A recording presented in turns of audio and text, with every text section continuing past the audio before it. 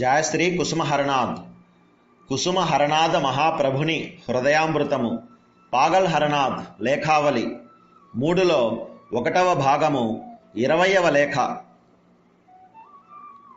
పరమ ప్రేమాస్పదుడవైన తండ్రి వ్రజనాథ సోం, వకీలు, సిల్చార్. వైశాఖ దశమి నాటి తమ జాబు నిన్న ఉదయం అందింది. మార్చి 25వ తారీఖున మీరు వ్రాసిన జాబు అనేక దేశ విదేశాలు తిరిగి పైన అంతా మురికిగా మట్టి కొట్టుకుని పోయిన దశలో ఈ రోజున నా చేతికి అందింది. ఆ ఉత్తరానికి ఆవరణగా ఉంచిన పై కవరును దీనితో పాటు పంపుతున్నాను. చూస్తే మీరే గ్రహించగలుగుతారు. ఉత్తరం మీద బెంగాలీ భాషలో చిరునామా వ్రాస్తే బహుశా ఇలాంటి దుర్దశయే పట్టవచ్చు. ఎలా అయితేనేం ఏదో విధంగా అందిందిలేండి. బాబా దారి చూపించమని గ్రుడ్డివాణిని అడగటం ఒక విధంగా అతనిని హేళన చేయడమే అవుతుంది. బాబా, మీరు రాధారాణి దర్బారులో ఉండే వ్యక్తులు కదా. ఇతరుల విన్నపాలను న్యాయాధికారి చెవుల పడవేసే వృత్తి మీది. మీరు రసికులు. అందువలన బాబా, నా మాటలు రెండింటిని ఆ రాధారాణి చెవుల పడవేయండి. బాబా, నేను నిరుపేదను, ఏమీ ఇచ్చుకోలేని వాడిని. ప్లీడరీ ఫీజు ఏమీ లేకుండానే నా దావాను చేపట్టండి. నాయనా, మీ అనురాగంలో ఎంతో ఆకర్షణ ఉంది. ఆ ఆకర్షణ శక్తి మూలంగా ఇక్కడనే ఉండిపోవటం నాకు ఒక విధంగా అసంభవంగా తయారవుతున్నది. మీ సహవాసంతో పరమ పవిత్రుడనై పరమానందాన్ని అనుభవించాలని అనుక్షణం కోర్కె కలుగుతున్నది. అలాంటి రోజును ప్రభువు ఎప్పుడు ప్రసాదిస్తాడో తెలియకుండా ఉంది. తూర్పుగా పోవాలని నేనెంతగా కోరుకుంటున్నానో ఆ నటవరుడు నన్నంతగా పడమరకు లాగుతున్నాడు. 5 లేక 7 రోజులలో నేను తిరిగి కాశ్మీర్కు వెళ్ళబోతున్నాను. ఈసారి మీరు ఉత్తరం వ్రాస్తే చిరునామాలో శ్రీనగర్, కాశ్మీర్ అని మార్పు చేస్తే చాలు. ఉత్తరం నాకు అందుతుంది. ఆ చతురుడు కృష్ణుని చాతుర్యం ఎలాంటిదో, దానిలో మజా ఎలా ఉంటుందో చూడండి. మొట్టమొదట్లో కోరిన దానికి వ్యతిరేకమైన దానినే ఇస్తుంటాడు. అయినప్పటికీ మరువకుండా ఉంటే చాలు, దయచూపుతాడు. ఈ విషయాన్ని అవగాహన చేసుకొని దీనిని జ్ఞప్తి అందించుకొనిన భుక్త భోగియగు స్వానుభవం గల ఒక ప్రేమికుడు దయదలచమంటూ నాపై ఆశలు పెట్టుకొనిన వానిని సర్వనాశనం చేస్తాను. అప్పటికీ విడిచిపెట్టకుండా నాపైననే ఇంకా ఆశలు పెట్టుకున్న వారి దాసుడనవుతాను అని ఆయన అన్నట్లు వ్రాశాడు. బాబా, ఆ చతురుని ఎత్తుల నుండి తప్పించుకోవాలంటే అంతకన్నా మించిన ఎత్తుగడలనే పన్నాలి. అది చాలా ఆవశ్యకం. దీనిని గమనించిన చండీదాసు కానూని కృష్ణుని ప్రేమించదలిస్తే ఆయన ప్రేమను పొందాలంటే ఎంతో చాతురి కావాలి, ఎన్నో ఎత్తులు తెలియాలి. దక్షిణ దిశకు వెళ్ళాలంటే పశ్చిమానికి వెళ్తున్నానని చెప్తూ తూర్పుకు ముఖం పెట్టి నిలబడు అని అంటున్నాడు. ఇంత స్థిరంగా నిలవగలిగితే ఆ కృష్ణుని పొందటం తథ్యం. ఏమిటి బాబా, కాదంటావా? అందుకే కృష్ణదాస కవిరాజు నీ మాయా నాటకంలో స్థిరంగా ఉండగలిగేదెవరు? చేతిలో అద్దం పెట్టినా చంద్రుడే కావాలని ఏడ్పు మానని వాడు తన్నులు తింటాడు. అప్పటికి ఏడ్పు మానకపోతే చివరకు ఆ చందమామనే పొందగలుగుతాడు అని వ్రాశాడు. కనుక నాయనా, కృష్ణుడినే కాంక్షించేవారు అన్ని విధాల మెలకువతో ఉండకపోతే వారి కోర్కె ఎన్నటికీ సిద్ధించదు. ప్రారంభంలో ప్రభువు అనేక విధాలుగా మరపింపచేస్తాడు. తనకు విముఖులయ్యేటట్లు కూడా చేస్తాడు. ఇది కేవలం ఒక రకమైన ఆట మాత్రమే. ఇలాంటి చాతురియే చేయకున్నా ఎత్తులు పన్నకపోతే ఆయన రాజ్యం ప్రారంభంలో ఎలా ఉంటుందో చివరి వరకు అలాగే సాగేది. అలాగే అయితే వినోదమే ఉండదు. ఆట కేవలం ఆనందం కోసమే. ఆనందం కలిగించకపోతే ఇక ఆట ఎందుకు? బాబా, పేకాటలో మాటి మాటికి 7 తురుపులు వస్తుంటే ఆనందానికి బదులు విసుగే మీద పడి అధికారం చేస్తుంది. అందువలన ఈ నాటక రంగానికి గురువు అయిన కృష్ణుడు ప్రేక్షకులకు ఈ నాటకం ఎడ ఆకర్షణను, ఉత్సాహాన్ని నిలిపి ఉంచేందుకై అలాంటి ఎత్తులు వేస్తుంటాడు. నీటినడిగితే నిప్పునిస్తాడు, నిప్పునడిగితే నీటిని ఇస్తుంటాడు. కొందరు ఏడుస్తుంటే మరికొందరు నవ్వుతుంటే చూచి తాను మురిసిపోతుంటాడు. ఈ విషయాన్ని తెలుసుకోలేక, దీని అంతర్గత భావాన్ని గ్రహించలేక నా వంటి మూర్ఖులు ప్రభువునకు పక్షపాతము మొదలగు నానా విధములైన దోషాలను అంటకడతారు. కానీ ఆట స్వభావాన్ని మనఃపూర్వకంగాను ఆత్మ పరిపూర్ణంగాను అవగాహన చేసుకున్న వారు మాత్రమే నిశ్చింతగా ఉంటారు. వారే పరమానంద భరితులై ఉంటారు. వారి విషయంలో సుఖదుఖాలు, బాధ, ఉపశమనాలు, మంచి చెడులు వీటి అస్తిత్వమే ఉండదు. సందేహ డోలాయమానమైన ఈ ప్రపంచంలోని ఏది వారికి అస్థిరంగా కనిపించదు. వారు స్వయంగా మనోస్థిమిత తత్వాన్ని పొంది సర్వము సమతూకంలోనే ఉన్నట్లుగా గ్రహిస్తారు. దానితో వారు వాసుదేవం సర్వం ఇతి అని అంటారు. అంతేకాదు, శ్రం ధోతి త్వమేవ శరణం మమ అనే పలుకులు వారి నోటి వెంట తమకు తామే వెల్వడుతాయి. అప్పుడు ఈ స్థావర జంగమములు ఏవీ కనరావు. కనపడిన దేనిలోనైనా కృష్ణ స్ఫూర్తిని, ఆయన మూర్తినే చూడగలుగుతారు అనే భావం వచ్చేస్తుంది. ఏది ఒక్కమారు అలాంటి వ్యక్తికి ఎలాంటి ఆనందం ఉంటుందో ఊహించు. కుసుమహర కుసుమహర కుసుమహర. తక్కిన లేఖా విశేషాలు తరువాతి భాగంలో విందాం. కుసుమహర కుసుమహర కుసుమహర.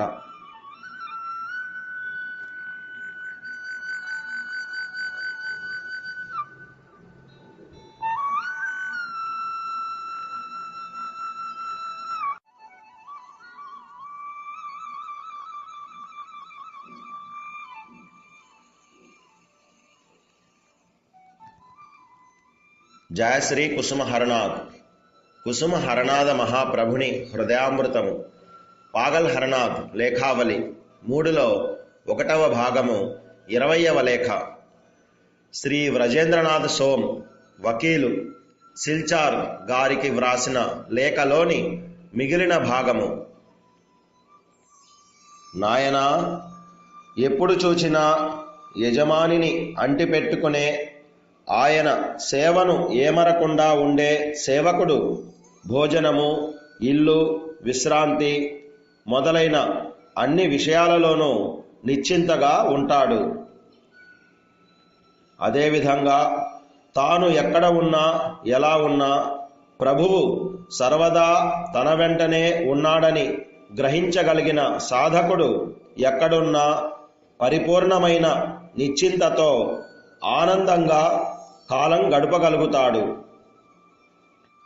హృదయం నిండా సందేహం నింపుకొని కేవలం నోటితోనే పై మాటలు మాట్లాడే వానికి ఇలాంటి ఆనందం ఎక్కడ నుండి వస్తుంది?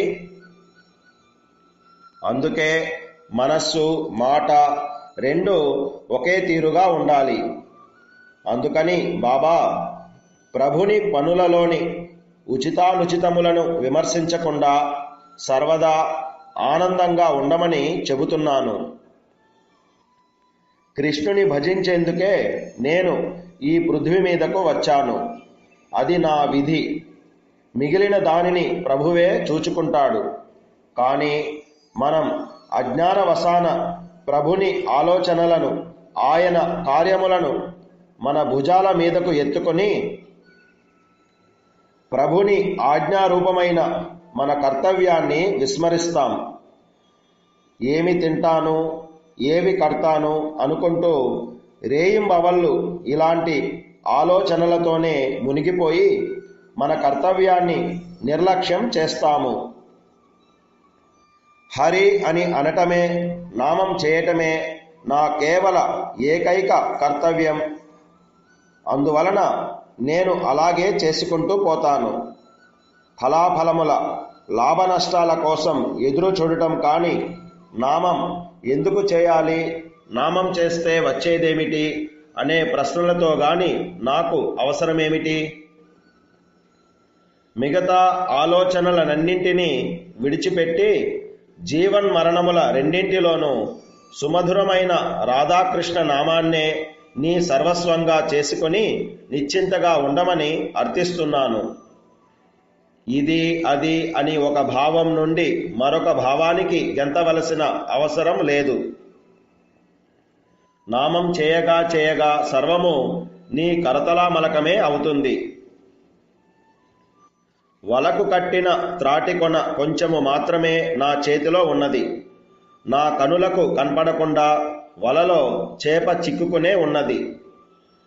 నేను ఇప్పుడు త్రాటిని నా వైపునకు లాగే బదులుగా చేప పట్టుబడలేదేమో అనే భ్రాంతికి లోనై త్రాటిని విడిచిపెట్టేశానే అనుకో,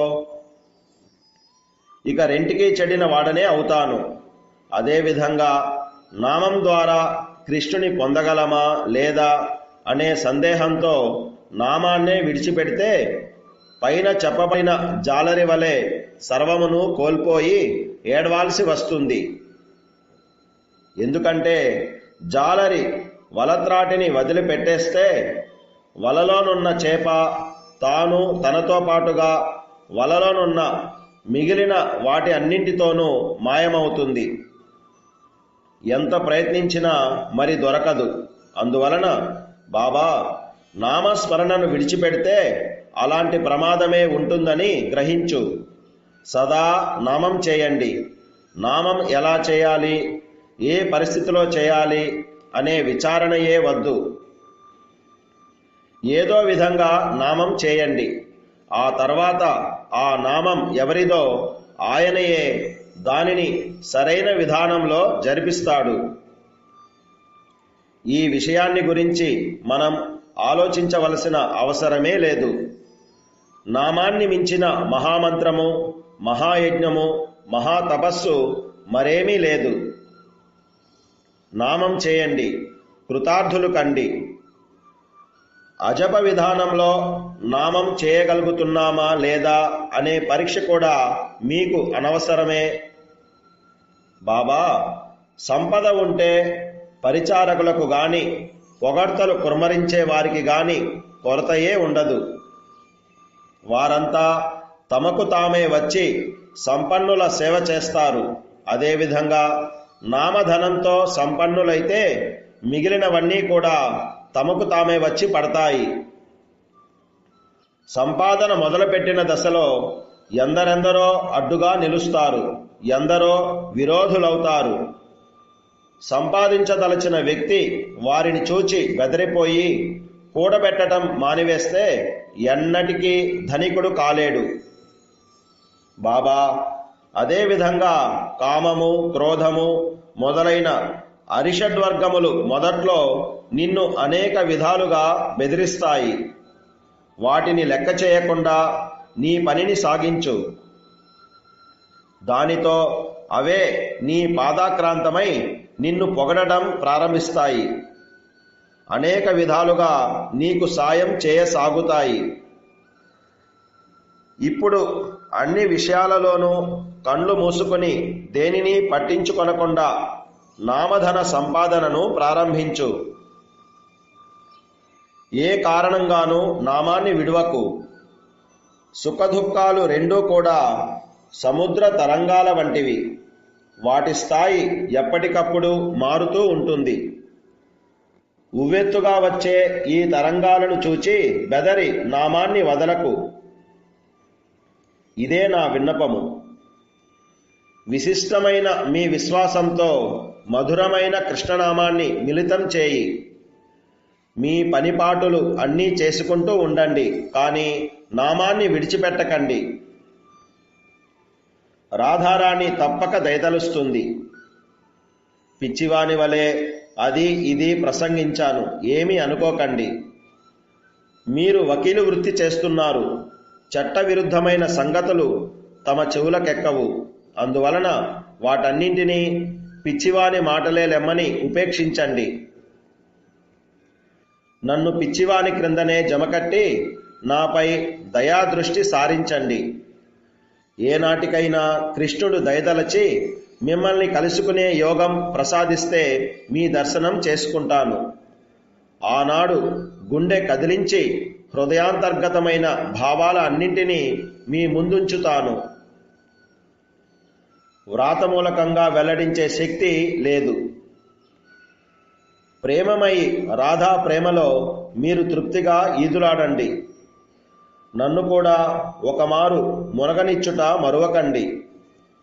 నేను నితాంత దరిద్రుడనే అది గ్రహించి నా మీద దయాదృష్టిని నిల్పండి. నాయనా, తన దురదృష్టవంతుడైన ఈ బిడ్డ మీద వాత్సల్య దృష్టిని చూపటం మరువవద్దని అనురాగమయ్యైన మా అమ్మతో చెప్పండి. ఆమె జగజ్జననియే. నేను ఇంకా ఈ జగత్తును విడిచిపెట్టలేదు. నేను కూడా ఆమె అనురాగానికి పాత్రుడనే. నాయనా, ప్రేమ సముద్రంలో ఇదేందుకు మీతో పాటు మా అమ్మను కూడా తీసుకుని వెళ్ళండి. ఆ సముద్రాన్ని గూర్చిన అన్ని విషయాలు, వాటి ఆనుపానులు వారికి బాగా తెలుసు. ముంచుట తెలుసు, ఒడ్డుకు చేర్చటమూ తెలుసు. అందుకనే మా అమ్మను కూడా వెంటబెట్టుకుని వెళ్ళటం మరువవద్దని చెబుతున్నాను. ఆమె కూడా నామస్మరణ చేయునుగాక. నా సోదరులిరువురికి నా ప్రేమానురాగములను తెలియచేయండి. మా అమ్మ మిమ్మల్ని నిశ్చింతులుగా చేయునుగాక.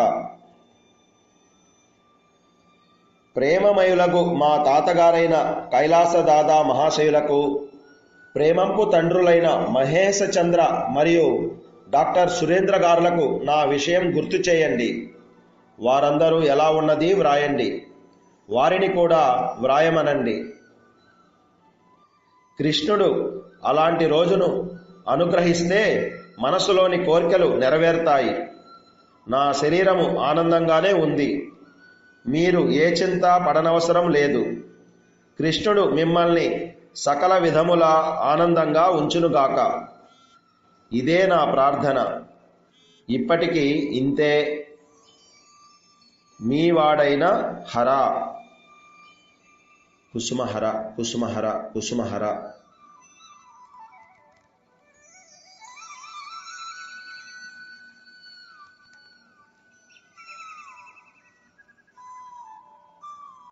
కుసుమహర కుసుమహర కుసుమహర. ఇప్పుడు ఏమిటంటే 3లో 1లో 20కి నా అభిప్రాయం చెప్తూ ముందుగా భక్త కోటికి నమస్కరిస్తూ ఇక్కడ ఎవరికి రాశారంటే పరమ ప్రేమాస్పదుడైన తండ్రి భజనాథ్ సోమ్ వకీల్ సిల్చార్. ఈయన ఏంటంటే ఒక లెటర్ రాశారు. అది అందలేదు ప్రభువుకి. చివరికి ఎట్లా అందిందంటే దుమ్ము కొట్టి ఎన్నో రోజులకు చేరింది. ఎందుకంటే బెంగాల్లో అడ్రస్ రాశాడు. అందుకని ఏం చేశాడంటే మళ్ళీ ఉత్తరానికి ఆవణగా ఉంచిన పై కవర్తో పాటు రుజువు కోసం పంపుతున్నాడు. ఈయన వకీలు కదా, నమ్మడు. అందుకని మీకు ఆ లెటర్ పంపుతాను, గ్రహించండి అని చెప్తూ, మీరు బెంగాల్లో చిరునామా రాసి ఇట్లాగే ఉంటుందని చెప్తూ, సరే ఏ విధంగా అందింది లేండి అంటే మరి లేట్ అయింది కదా. ఈయన పెద్దవాడు, పెద్ద వకీలు, బావేమో చిన్న ఉద్యోగి అనే భావంతో ఎక్కడ నొచ్చుకుంటాడో ఆయనకి ఆ భావాలు ఉంటాయి కదా. సరే, విషయం ఏంటంటే బాబా టాపిక్ స్టార్ట్ అయింది. దారి చూపించమని గుడ్డివాణిని అడగటం ఒక విధంగా అతన్ని హేళన చేయడమే అవుతుంది అంటున్నారు. అంటే ఏమిటి? ఒక గుడ్డివాడు ఇంకో గుడ్డివాడికి ఎలా దారి చూపిస్తాడయ్యా?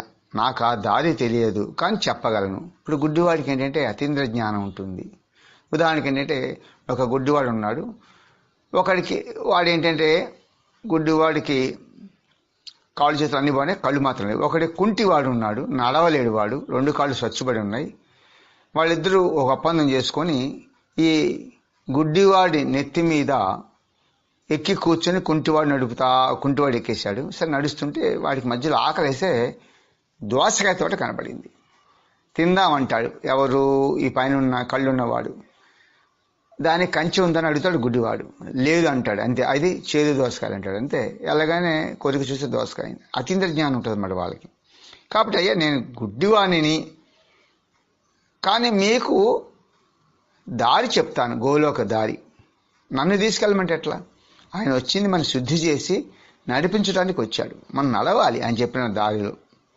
కాబట్టి నన్ను అడుగుతున్నారయ్యా, నన్ను అవగాహన చేసినట్లు అవుతుంది. But I can teach, I cannot show, అది చెప్తున్నాడు. దానికి ఏం చెప్తున్నాడు బాబా, మీరు రాధారాణి దర్బార్లో ఉండే వ్యక్తులు కదా, ఇతరుల విన్నపాలను న్యాయాధికారి చెవులు పడవేసే వృత్తి మీరు రసికులు. అందువలన నా మాటలు రెండింటిని రాధారాణి చెవులు పడవేయండి. అంటే ఇక్కడ వకీలు కదా, వకీలు భాషలో చెబుతున్నాడు. అంటే మీరు కూడా ఈ సంసారంలో ఉండి కృష్ణుని పట్టుకోవాలని చూస్తున్నారు. మీరు చాలా రసికులే, అంటే చక్కటి హృదయం కలవారు, రస హృదయం. అయితే నేను 2 మాటలు చెప్తాను, మీరు రాధారాణి చెవులో పడేవండి అంటే మీ మనసులో మీరు చెప్పుకోండి, అవి సత్యమని గ్రహించండి అంటూ, నేను నిరుపేదనయ్యా, ఏమి ఇచ్చుకోలేడు వాడిని, ఫీజు ఏం లేకుండా నా దావాన్ని చేపట్టింది. అంటే ఏమిటి, నన్ను ఏమీ కోరరాదు అని ఫీజు ఇవ్వాలని చెప్పేశాడు కదా. గోలోక దారి చెప్తాను, నా దావాన్ని చేపట్టండి, మీ మనసుతో మీరు చెప్పండి, ఘర్షణ పడండి, నేర్చుకోండి అని అర్థం. నాయన మీ అనురాగంలో ఎంతో ఆకర్షణ ఉందయ్యా, ఆ ఆకర్షణ శక్తి మూలంగా ఇక్కడే ఉండిపోవడం నాకు విధంగా అసంభవం అయినప్పటికీ కూడా మీ సహవాసంతో పరమ పవిత్రునై పరమానందాన్ని అనుభవించాలని అనుక్షణం కోరికలుగుతుంది. అంటే మీ సహవాసంతో ఏమిటి, మనం పునీతులు అవుతాం, మనతో కలిసి ఆయన కూడా పునీతులు కావాలని. అంటే ఆయన పునీతుడు కాలేదని కాదు, ఆనందపడాలని. అందుకే నేను అనురాగం అంటే చక్కటి మనకి ఒక భావం ఉందండి. ఆ భావం ఏం చేస్తుందంటే ప్రభు మనకి ఇచ్చి పెడుతుంది. అనురాగం అంటే ఏం తెలుసిన, తల్లి బిడ్డల మీద ఉండేది అనురాగం. ఇంకా దైవ అనురాగం అంటే ఏంటంటే ఇష్టదైవాన్ని తప్పించి అన్య విషయాలు, వస్తువులు లేచ మాత్రం కూడా గుర్తు రాకపోవడం అనురాగం అంటారు. ఇది మనం దీంట్లో అనురాగం బాబాగా చూపించినట్లయితే పరమదేవుడైనటువంటి ఆ హరనాదిలో ప్రవేశించే దైవీ సంపదపై ఆధిపత్యం వస్తుంది. దీనికి మించినటువంటి స్థిరమైన ఆత్మిక శక్తి లేదు. అందుకని ఇవన్నీ ఏం చేస్తాయి, ఒక భావాన్ని క్రియేట్ చేస్తాయి. భావం అంటే ఏమిటి, సంకల్ప స్థితి, హృదయంలో ఉద్గమ నివాస స్థానం ఓట. ఆ భావం బలమైన మహత్తర బలశాలి, భగవంతుని కూడా పట్టి తీసుకుని మనకి అప్పచెప్తుంది. ఇది నిజంగా చాలా బలశాలి. అందుకే అనురాగం అంటే మామూలు కాదు. మన రాగంలో అనురాగం ఉంటుంది. రాగం అంటే కోరిక, పుత్రుడిగా కోరాం, దాని అనురాగం ఏమిటి, ఇట్లాంటి కోరిన ప్రేమ ఒకటి ఇవ్వండి అని అర్థం. సరే, అలాంటి అవకాశాన్ని ఎప్పుడు ఇస్తాడో ప్రభు అంటే కృష్ణుడి మీదే మనం ఎప్పుడు కూడా భారం వేసి బ్రతకాలి. ఈసారి మీరు ఉత్తరం రాస్తే మాత్రం చిరునామాలు మార్పు చేయమంటున్నాడు. ఇక బిగిన్ చేస్తున్నాడు. ఏమిటి, ఆ చతుర్ని అంటే కృష్ణుని పట్టుకోవాలంటే చాతుర్యం కావాలి. నెంబర్ 1 సాధన. అంటే ఇక్కడ చాతుర్యం అంటే ఏంటంటే ఒక వస్తువుని కోరినప్పుడు ఆ వస్తువుని ఎదుగుతున్నప్పుడు ఎవరికి చెప్పకూడదు. ఎందుకు చెప్తే వాళ్ళు కూడా ఆ వస్తువు పట్ల మమకారం కలవచ్చు, మళ్ళీ మన ధ్యానం చెడగొట్టవచ్చు. అది ఇక్కడ చతుర్థత అంటే ఏంటంటే మనకి ఎదురుగా చెప్తున్నాను, మళ్ళీ చెప్తున్నాను, మనకి ఆ ప్రభుని నామం చేస్తూ కన్నీళ్ళు వస్తే అది ఇతరులు తెలియకూడదు, గోపనీయంగా ఉంచుకోవాలి. అందుకని ఆ కన్యలకు ఏం చెప్పాలంటే, వంకాయ పొయ్యిలో పొగ వచ్చింది, లేకపోతే నాకు నలుసు పడింది అని చెప్పాలి. అట్లా కృష్ణుని విషయంలో కృష్ణుని వద్ద ప్రతి ఒక్కరూ కూడా మనం నేర్చుకోవాలి. అయితే ఈ చాతురు దేనికి అంటే కృష్ణుని పట్టుకోవడానికి, కృష్ణుని సేవించడానికి, ఆయన ఎడ ప్రేమభావాన్ని గోప్యంగా ఉంచుకునేందుకే ఈ చతుర్థత కావాలి. అంతేగాని ఈ మాయా సంయుత క్షణమంగురాన్ని వంచేందుకై వాటిని తప్పించుకునేందుకు చాతురి అవసరం చేయకూడదు. తప్పు. కొంతమంది చాతురుగా మాట్లాడుతుంటారు, తప్పించుకుంటారు విషయం చెప్పకుండా. కానీ కృష్ణుని విషయంలో కృష్ణుని వద్ద ఏ ఎత్తులు, ఏ చాతుర్యం సాగే ప్రశ్న లేదు. ఆయన నటవర్లా నీకంటే బాగా యాక్షన్ చేయగలడు. ప్రతి ఒక్కరు అక్కడికి ఆయన వద్దకు ఆచ్ఛాదన రహితంగా నగ్నంగానే వెళ్ళాలి. బెడ్రూమ్ నగ్నం అంటే ఏమిటి? ప్రపంచ వాసన లేకుండా జీవి వెళ్ళాలి అని అర్థం. ఎట్లా వచ్చాం అట్లాగే వెళ్ళాలి అని చెప్తున్నారు. అది చాతురి. ఇక్కడ కృష్ణుడి చాతుర్యం ఎలా ఉంటుందో చూడండి. మొట్టమొదటిలో కోరిన దానికి వ్యతిరేకమైంది ఇస్తూ ఉంటాడు. అది అంటే ఏమిటి? మనం ధ్యానం చేస్తున్నాం, విశ్వామిత్రుడు ధ్యానం చేశాడు, మేనకు వచ్చింది కొన్నాళ్ళు, రంభ వచ్చింది కొన్నాళ్ళు, అయిపోయింది కదా. కాబట్టి మనం కోరిన వ్యతిరేకం, అది పరీక్ష. ఇప్పుడు నీకు ఊరకనే అటువంటి దివ్యమైన గోలోక దారి తాళం ఇస్తాడయ్యా, ఆ శక్తి ఇస్తే దుర్వినియోగం చేయొచ్చు కదా. అనేక సిద్ధులు ఇస్తాడు, నాకు వద్దు అనాల. సిద్ధులు పెంటతో సమానం అని చెప్పాడు. దాంట్లో మాయ వల్ల పడ్డామనుకో, అవి ప్రాపంచంలో ఉన్నత స్థితి అయిపోయా. కాబట్టి కోరిన వ్యతిరేకం ఇస్తాడు, మరవకూడదు. మనం ఎందుకు లక్ష్యంగా ఉన్నాం? కృష్ణుడు పొందాలని, గోలోకి దారి తీసుకోవాలని చెప్పి. మళ్ళీ మధ్యలో టర్నప్ అయితే ఎట్లా? మత్తులో పడితే ఎట్లా? మాయలో పడితే ఎట్లా? ఆయన మరవకుండా ఉంటే చాలు, దయ చూపుతాడు. అది దయ చూపిస్తా, నో డౌట్. ఈ విషయాన్ని అవగాహన చేసుకుని దీన్ని జప్తి ఉంచుకునేటువంటి భుక్త భగిట ఆర్దేన ద్రష్టలు, వాళ్ళ మాటలు వినాలి మనం. ఈ ఆర్దేన ద్రష్ట ఎవరంటే హరనాథ్ యొక్క లేఖలు. జప్తించుకుని భుక్తభోగి ఒక స్వానుభవంలో ఒక ప్రేమికుడు దయతలచమంటూ నాపై ఆశలు పెట్టుకున్నామని సర్వనాశనం చేస్తాడు. అది అది అది అది హరి అంటే అన్నీ హరిస్తాడు. చూడండి, కామేశ్వరం హరించాడా? తమాలిని హరించాడా? మరి చూడండి, మీరు రావాలంటే మీ ఆస్తులని తీసేసుకుంటాడు. అంటే భయపడకండి, మిమ్మల్ని ఒప్పించే తీసుకుంటాడు. నాకు నువ్వే కావాలైనా, నా ధనం, నా కాంక్ష, నా కాంత వద్దు అనే భావనకు వచ్చేస్తావు నువ్వు. చూడండి, బలిని ఏం చేశాడు? మొత్తం తన అహాన్ని హరించి తన నెత్తిపై పాదం పెట్టి, అంటే అహాన్ని తొక్కేశాడు. అంటే బలికోట కాపలా ఉన్నాడు హరనాథ్. అలాగే ప్రహ్లాదుడు కూడా తరించాడు. 20 తరాల వరకు వాళ్ళ యొక్క వంశాలను కాపాడుతున్నాడు హరి.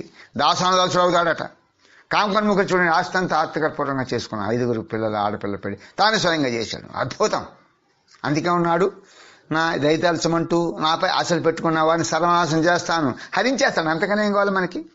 అప్పటికి విడిచిపెట్టకుండా నా పనినే ఇంకా ఆశలు పెట్టుకున్న వారికి దాసానుదాసుడు అవుతాను. ప్రహ్లాదుడికి దాసుడు కాదు, ప్రహ్లాద వంశులు కూడా దాసుడు అయ్యాడు.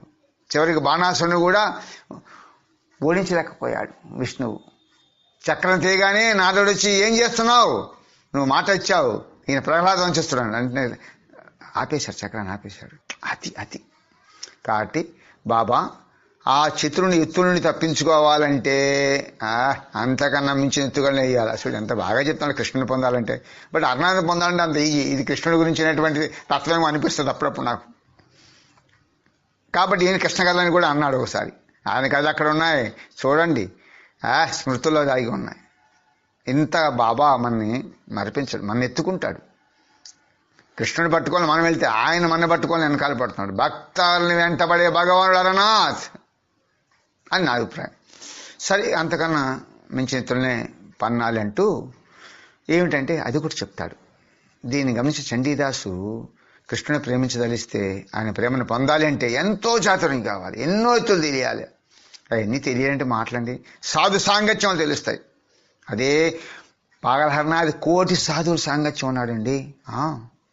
దక్షిణ దిశకు వెళ్ళాలంటే పశ్చిమానికి చెప్తూ తూర్పు పైకి ముఖం పెట్టి నిలబడు అంటాడు. అబ్బా, ఎంత బాగా చెప్తాడు. ఇంత స్థిరంగా ఎన్ని ఇబ్బందులు తట్టుకుని నిలవగలిగితే ఆ కృష్ణుని పొందడం సాధ్యం అంటున్నాడు. ఏం బాబా కాదంటావా? మళ్ళీ ప్రశ్నిస్తున్నాడు. అందుకే కృష్ణదాస్ కవిరాజు నీ మాయా నాటకంలో స్థిరంగా ఎవరు ఉంటారయ్యా అని అంటూ ఏం చెప్తాడంటే అద్భుతం. చూడండి, ఈ ఎగ్జాంపుల్ మర్చిపోకూడదని. ఇది బాగా మనం మననం చేయాలి. ఎట్లా అంటే, అమ్మ ఏం చేస్తుంది, పూర్వం గోరుముద్దలు పెట్టేటప్పుడు చందమామ రావే జాబిలి రావని పాడుతూ అమ్మ చందమామ చూపిస్తుంది. వాడు నాకు కావాలంటాడు. అప్పుడు ఏం చేస్తుంది అమ్మ, చేతిలో అద్దం పెట్టినా చంద్రుడే కావాలి అని ఏడుపు మానవాడు తన్నులు తింటాడు. ఏమండి, నిజంగా చంద్రుని తాగలేండి. ఒకడు ముండోడు ఉంటాడు, వాడు చందమామ ఒరిజినల్ కావాలంటాడు. అప్పుడు ఎన్ని తన్నులు తింటాడు, ఎన్ని బాధలు పడతాడు, సంసారం ఎన్ని తిప్పలు పడతాడో. అయినప్పటికీ ఏడుపు మానకపోతే చివరకు చందమామనే పొందగలుగుతాను రాశాడు. చూశాడు హరిదాస్ కూడా కృష్ణామస్మరణ చేస్తుంటే కాజీ సైనికులు బాగా కొడతారండి, భయపడి చచ్చిపడి అని చెప్పి గంగలో పడేస్తారు. చివరి గౌరాంగుడి దగ్గర చేరాడు. చూడండి, అద్భుతం. అలా ఏడుపు మానకుండా ఎన్ని దెబ్బలు తిన్నా కృష్ణ కృష్ణ కుసుమరా కుసుమరా తండ్రి తండ్రి అని మనం రోధిస్తూ ఆ కుసుమాడిని మనం ప్రార్థిస్తుంటే నాయనా కృష్ణుని కాంక్షించేవాడు అన్ని విధాలు మెలకువతో ఉండాలి. ఎరుక ఏమిటి సావధాన చిత్తము, నేను కృష్ణుని కోసం వచ్చాను, నా పని అదే అని భావన ఉండాలి. మధ్యలో జారిపోకూడదు, దెబ్బలు భయపడకూడదు, సిద్ధుడికి లొంగకూడదు. మెలకువతో ఉండకపోతే వారి కోరిక సిద్ధించదని చెప్తున్నాడు. ప్రారంభంలో ప్రభు అనేక విధాలు మరిపింపు చేస్తాడు, మత్తు కలిగిస్తాడు. చివరికి తనకు విముకులేటట్లు అబ్బో విముకులేటట్లు కూడా చేస్తాడు. ఇది ఒక రకమైన ఆట మాత్రమే. తుకారాం కూడా చూడండి సినిమాలు, ఉన్నావా అసలు ఉన్నావని ఆయన ఎంత బాధపడతాడు, చివరికి మళ్ళీ ఆయనే ఓదార్స్తాడులేండి. కాబట్టి ఇట్లాంటి చాతుర్యం లేకపోతే, ఎత్తులే పన్నకపోతే ఇంకా మజా ఏముంటుందా, వినోదం ఏముంటుంది? కాబట్టి ఆట కేవలం ఆనందం కోసం, నేను ఏడిపించదు ఆట. ఆయన ఆనందం కోసం మనం బ్రతకాలి కదా. కాబట్టి ఇది ఆట మాత్రమే అంటూ మళ్ళీ ఎగ్జాంపుల్ చెప్తాడు. మాటికి 7 తిరుపులు వస్తున్నాయి. అంటే ప్యాకెట్లో జోకర్లు 7 వస్తే ఇసుకుపడుతుంది, లైఫ్ ఉండాలిగా, బతకాలి కదా. అప్పుడు 7 తిరుపులు వస్తే ఆనందం బదులు ఇసుకే కలుగుతుంది. అందుకని ఈ నాటక రంగాన్ని కాస్త ఈ దుఃఖాలు యోగాలు చేస్తుంటాడు రనాథ్. ఈ నాటక రంగానికి గురువు ప్రయోక్త అయిన కృష్ణుడు ఈ నాటకం వల్ల ఆకర్షణ నేర్పించింది. అలాంటి ఎత్తులు వేస్తుంటాడు. సినిమా చూస్తాం, విలన్ లేకపోతే ఏమన్నా ఆనందం? కార్తికేయుడు కాలకేయుడు ఉండబట్టే కదా ఆ మహిష్మది రాజ్యానికి అంతటి గొప్ప విలువ వచ్చింది. వాడిని జయించాడు కదా. విలన్ లేకపోతే ఏముందండి, విలన్ ఉండాలా. అందుకేం చేస్తాడు, ఈ కృష్ణుడు నీటినడికి నిప్పునడికి నీటినిస్తుంటాడు.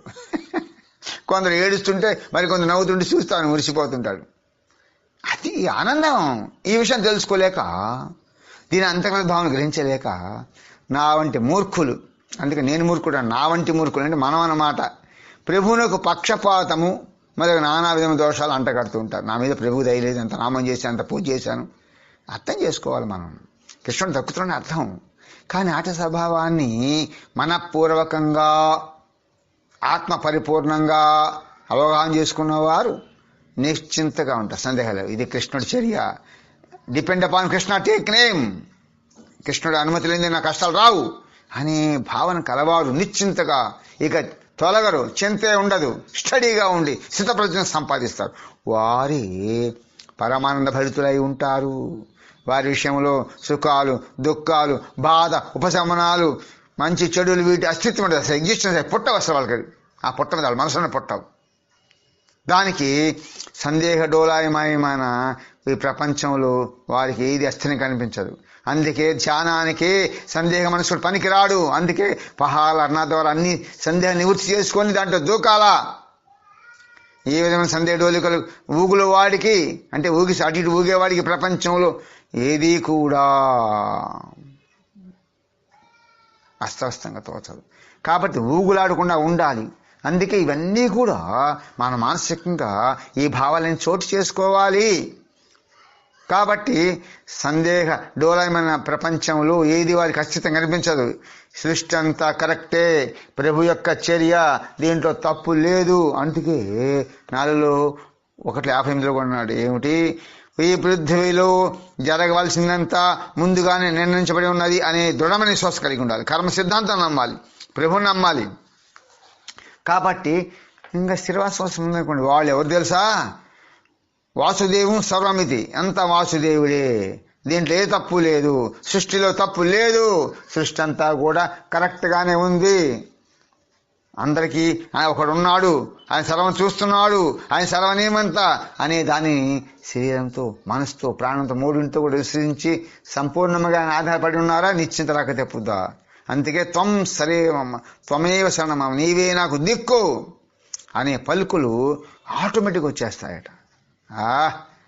వాసుదేవం సర్వమితి అంటాడు. అంటే బహునాం జన్మనామంతే, అనేక జన్మలు ఎత్తగా వాసుదేవం సర్వమితి, ఇదంతా వాసుదేవుడి చేశాడంటాడు. అందువల్ల సమహాత్మ సుదుర్లభ, అటువంటి మహాత్ముడు మనకు కనపడండి, సుదుర్లభమైన వాడు. ఇట్లా రావాలి. ఎంత బాగా చెప్తున్నాను కృష్ణుని పొందే మార్గాలు. సహనశీలం కావాలి. శబరిమాత కూడా కొన్ని సంవత్సరాలు రాముడు వస్తానికి నిత్యము ఆ యొక్క పూలు పరుస్తుంది. అది అందుకే ఆమె యొక్క సహనశీలము, ఆ త్యాగానికి రాముడు ముగ్ధుడైపోయాడు. కాబట్టి చూడండి, ఈ స్థావర జంగములు ఏవి కూడా కనరావు. కనపడిన దాంట్లో కృష్ణ స్ఫూర్తిని పొందుతాడు. అదిగో కృష్ణుడు అంటుంటాడు. ఒక యోగి పుంగవుడు రామభక్తుడు ఒక కుంభమేళాలో సముద్రం ఒడ్డున కూర్చొని ధ్యానం చేస్తుంటే అందరూ వస్తుంటే అడుగో నా రాముడు అంటున్నాడంట. చూడండి మరి వారికి అందుకన్నాడు, నాయనా ఒక స్త్రీని చూడు రాధాభావం పొందు, ఒక చెట్టును చూడు దాంట్లో రాధాభావం పొందు, అలాగో మనిషిని రాధాభావం, ఒక చెట్టుని కుక్కని పిల్లిని అప్పుడు నీకు ధ్యానం కుదురుతుంది. ఇంకెక్కలేడు నా ప్రభు. ఈ జీవాత్మలన్నీ కూడా ఆయన రూపాలే కదా. ధ్యానం అద్భుతమైన పాయింట్. అట్లా రూప సౌందర్యం చూడమంటున్నాడు హరనాథ్. కన్నపడిన దీనిలోనైనా కృష్ణ స్ఫూర్తిని ఆయన మూర్తిని చూడగలుగుతారు ఎవరు స్థిరభావం కలవాళ్ళు. ఏది ఒక్క మారు అలాంటి వ్యక్తికి ఇలాంటి ఆనందం ఊహించు. ఆ ప్లేట్గా చెప్తాను, ఊహించవయ్యా. చూడండి ఎట్లా చెప్తున్నాడు కృష్ణుడి పొందే మార్గాలు. అద్భుతం నాయన. ఎప్పుడు చూసినా యజమాని అంటు పెట్టుకునే వారికి, ఆయన సేవను ఎమరకుండా ఉండేవారికి సేవకుడు భోజనం, ఇల్లు, ముశ్రాంతి మొదలైన విషయాలు నిశ్చింతగా ఉంటాడు. ఎందుకంటే ఇప్పుడు మినిస్టర్ వస్తున్నాడు, ఆయనతో పాటు 10 మంది వస్తారు. ముందు వాళ్ళు భోజనం పెట్టమండి, డ్రైవర్కి పెట్టమండి, వాళ్ళు ఎంతసేపు ఆలోచిస్తారు మాకు రాదని. అరే అందుకని ఎవరు ప్రభుని అంటి పెట్టుకున్నవాడు, కృష్ణ మీద డిపెండ్ అయిన వాడు నిశ్చింతగా ఉంటాడు. అలాగే రవిదాస్ అనే మహాభక్తుడు ఉన్నాడు. ఆయన చెప్పులు కుట్టుకుంటుంటాడు అంతే. ఆయన కష్టాన్ని చూడలేక గురువు గారు ఒక పరిశువేది ఇచ్చి దీంతో కొన్నాళ్ళు సుఖపడు నామనామం చేసుకో అని పరిశువేది ఇస్తాడు. ఆయన చేశాడు, సరే అన్నట్టు తీసుకున్నాడు. మళ్ళా ఆ గురువు గారు సంవత్సరం తర్వాత వస్తే రవిదాస్ ఆ గురుసుని చెప్పులు కుట్టుకుంటూ కూర్చున్నాడంట. ఏమి నేను ఇచ్చినటువంటి పరిశువేది ఏం చేసావు, బంగారంగా మార్చుకున్నావా అంటే ఆ చూరులోనే పెట్టుకున్నాను తండ్రి. ఆ చూరులో పెట్టేశాడు. ఏంటి గుడిసికు తాను చెప్పులు కుట్టుకుంటాను వాడు. ఉన్న దాంట్లో ఆనందం పొందాడు లేదు, అదే లాభ సంతుష్టి.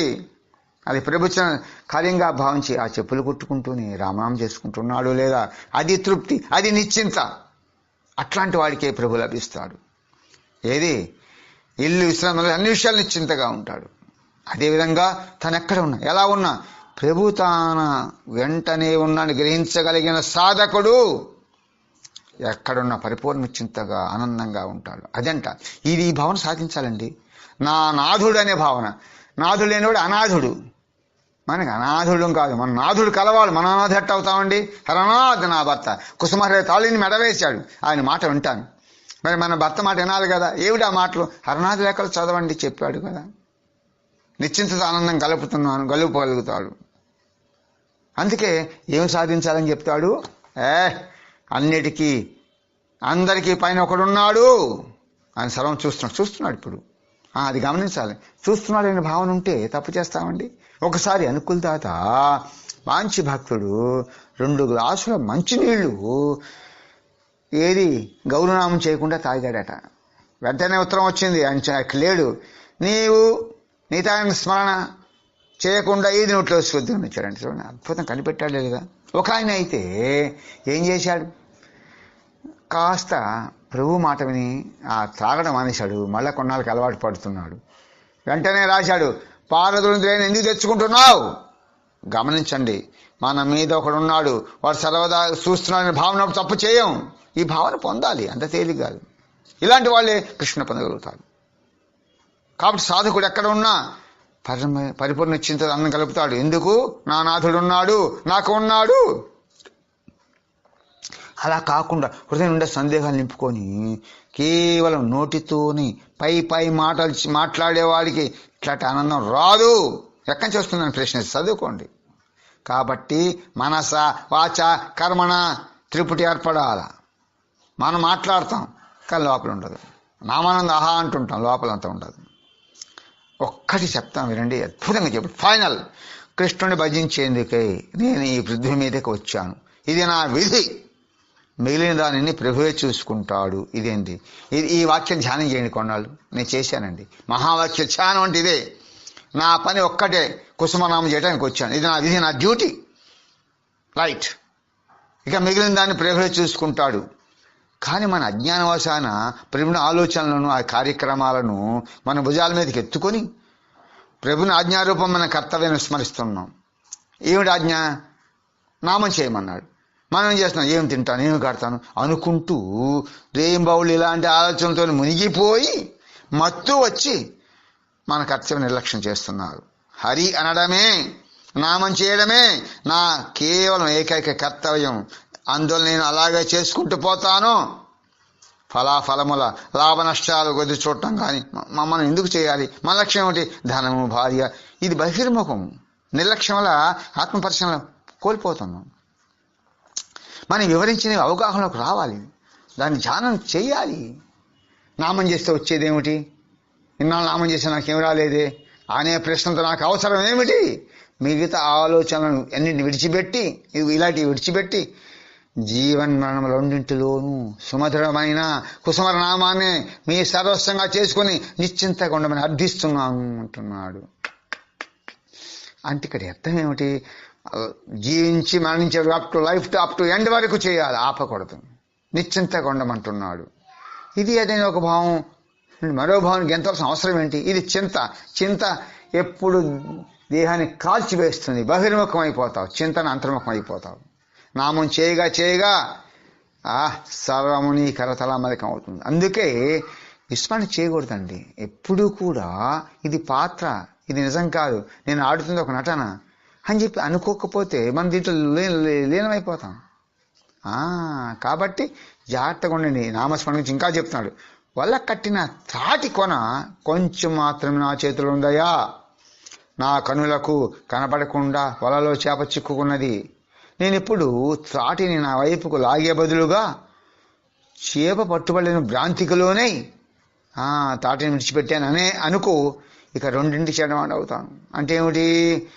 వలా పోయింది, చేప పోయా. అదేవిధంగా నామం ద్వారా కృష్ణుని పొందగలమా లేదా అనే సందేహంతో నామాన్ని విడిచిపెడితే గోవింద పై జాల సర్వం కోల్పోలేవలసింది. అందువల్ల నామం చేస్తే వచ్చి అనద్దు. సహనం. కొంతమందికి 6 నెలల్లోనే పొందవచ్చు, కొంతమందికి సంవత్సరం పట్టవచ్చు, కొంతమంది జన్మ పట్టవచ్చు. వాడి కర్మ, వాడి ప్రభు యొక్క ఆవేదన, ఆలోచన ఎలా ఉందో మనకేం తెలుసు?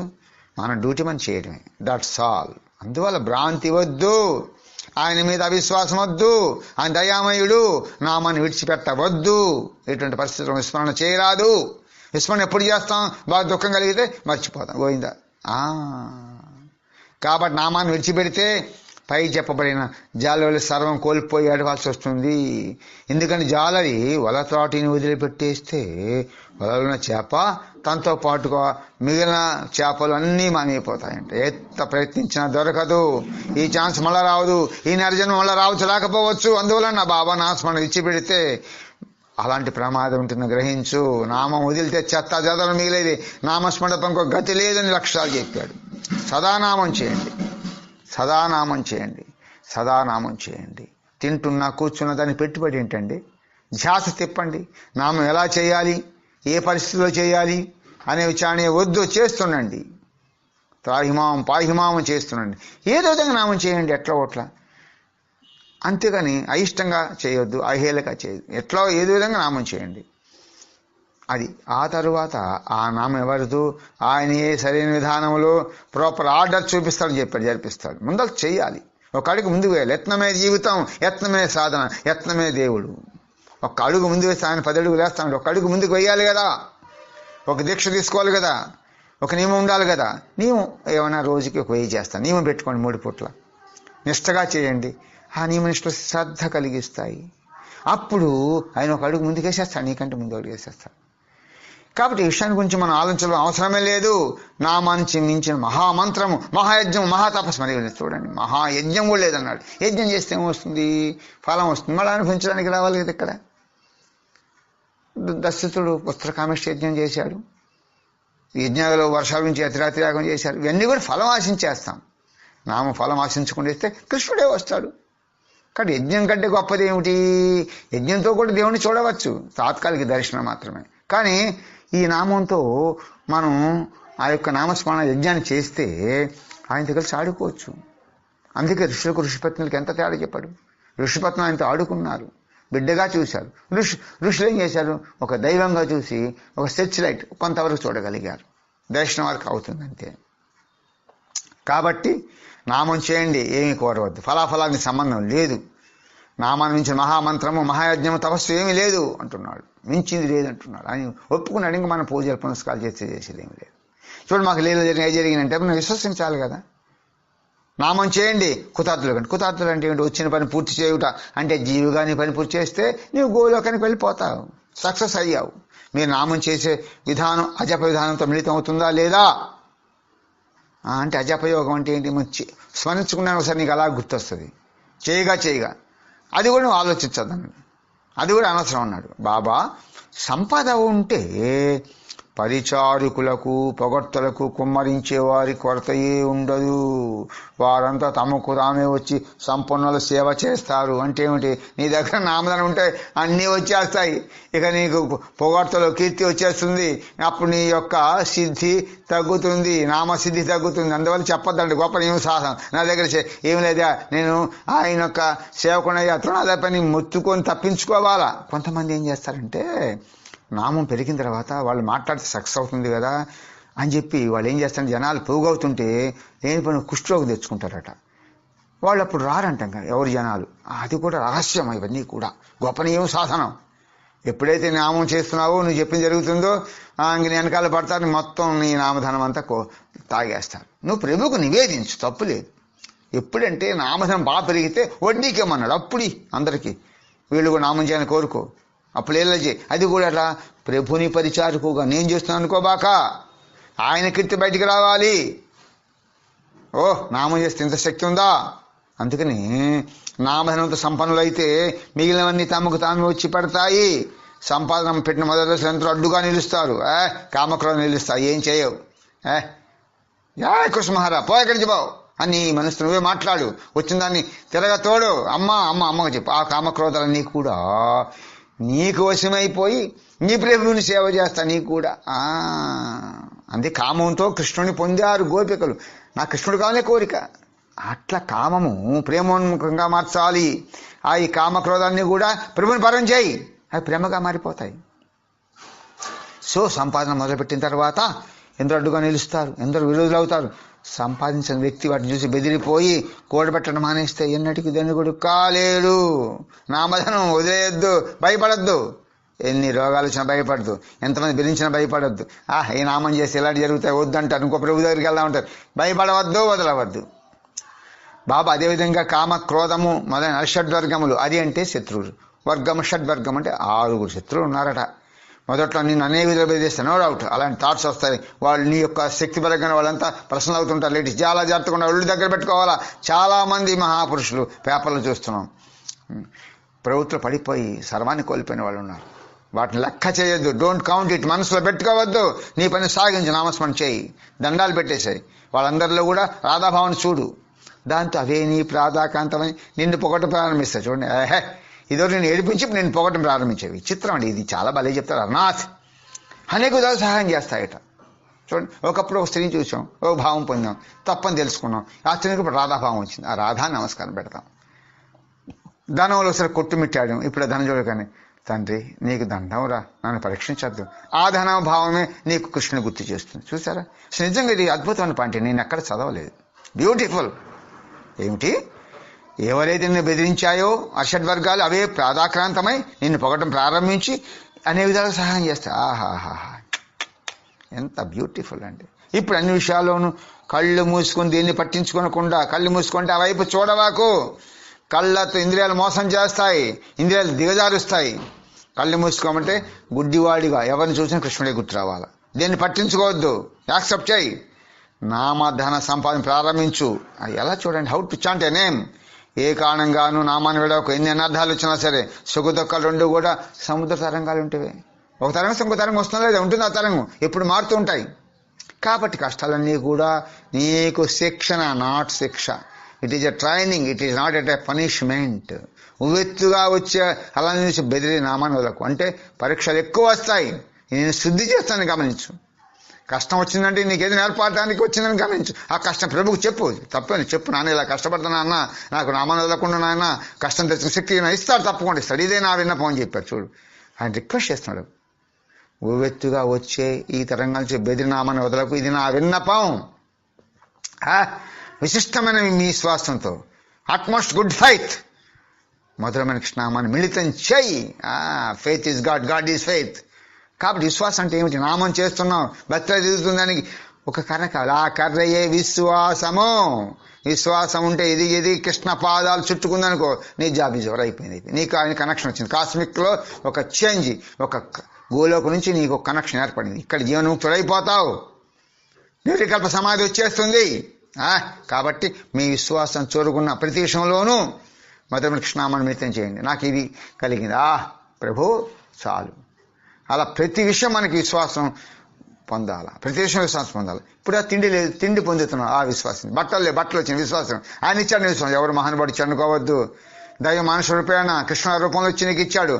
మీ విశ్వాసం చోరుకున్న ప్రతి విషయంలోనూ కూడా మధురమైన కుసుమనామాన్ని మిళితం చేయండి. ఎన్నో లీలా చేశాడు. ఇక జరిగేది కూడా లీలే. మీ జీవితమే లీల, మీ మాట లీల, మీ ప్రవర్తన లీల, మీ నామస్మరణ లీల. మీ పని పాటలు అన్నీ చేసుకుంటూ ఉండు, కానీ నామాన్ని విడిచిపెట్టదు నాయనా. అది అంటే అది నటించు, జీవించకు. ఇవన్నీ కూడా వచ్చిపోతున్నాయి.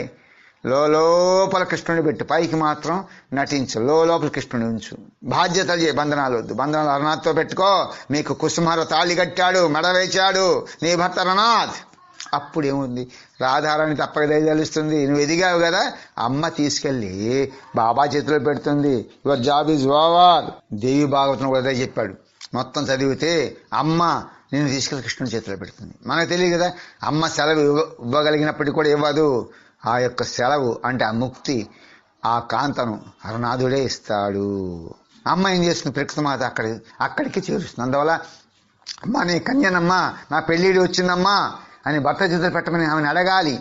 అది కన్య అంటే ఏంటి, మనసులో ఏ దోషం లేకుండా ఒక్కరినే మనసు ఉంచుకొని జీవించేది అని అర్థం. అలా నీవు ముస్తాబు కావాలి.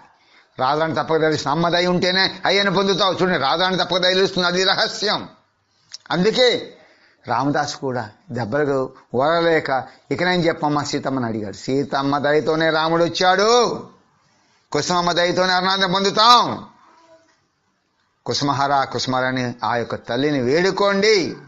అందుకే వచ్చే కింద చూపించాడు, ఒకటి అభయం ఇచ్చాడు అంటూ. ఏమనంటే పిచ్చివాని వాళ్ళు అది ఇది ప్రసంగించాను, ఏమనుకోవద్దు అంటున్నాడు.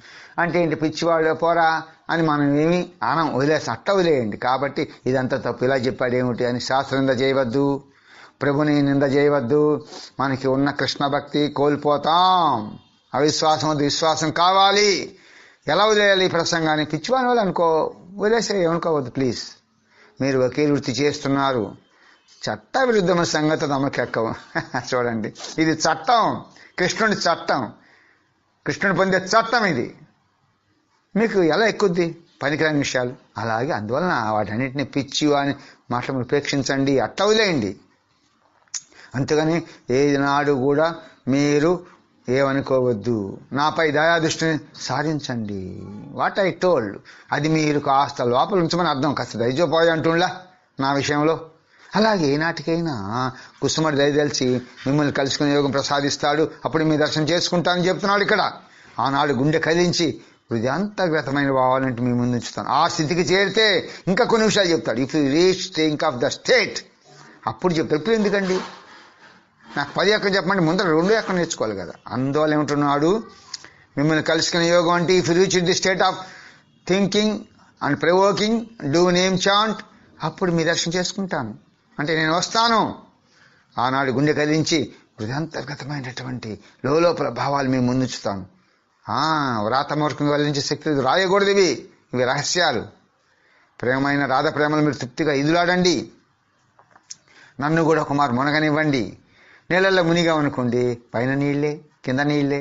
అట్లా నామంలో మునిగితే నిన్ను పైన సంసారం ఏం చేస్తుంది, ఏమి చేయలేదు, ఏమీ చేయలేదు. Imbibe the name of the lord, sink name of the lord. అలా మునిగిపోవాలా.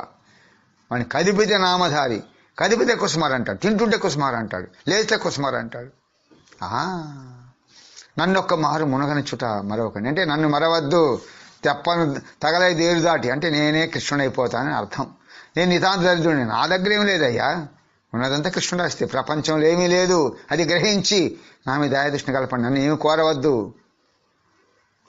నాయన తన దృష్టవంతుడైన ఈ బిడ్డ మీద వాత్సల్య దృష్టిని చూపడం మరవద్దు అడగండి.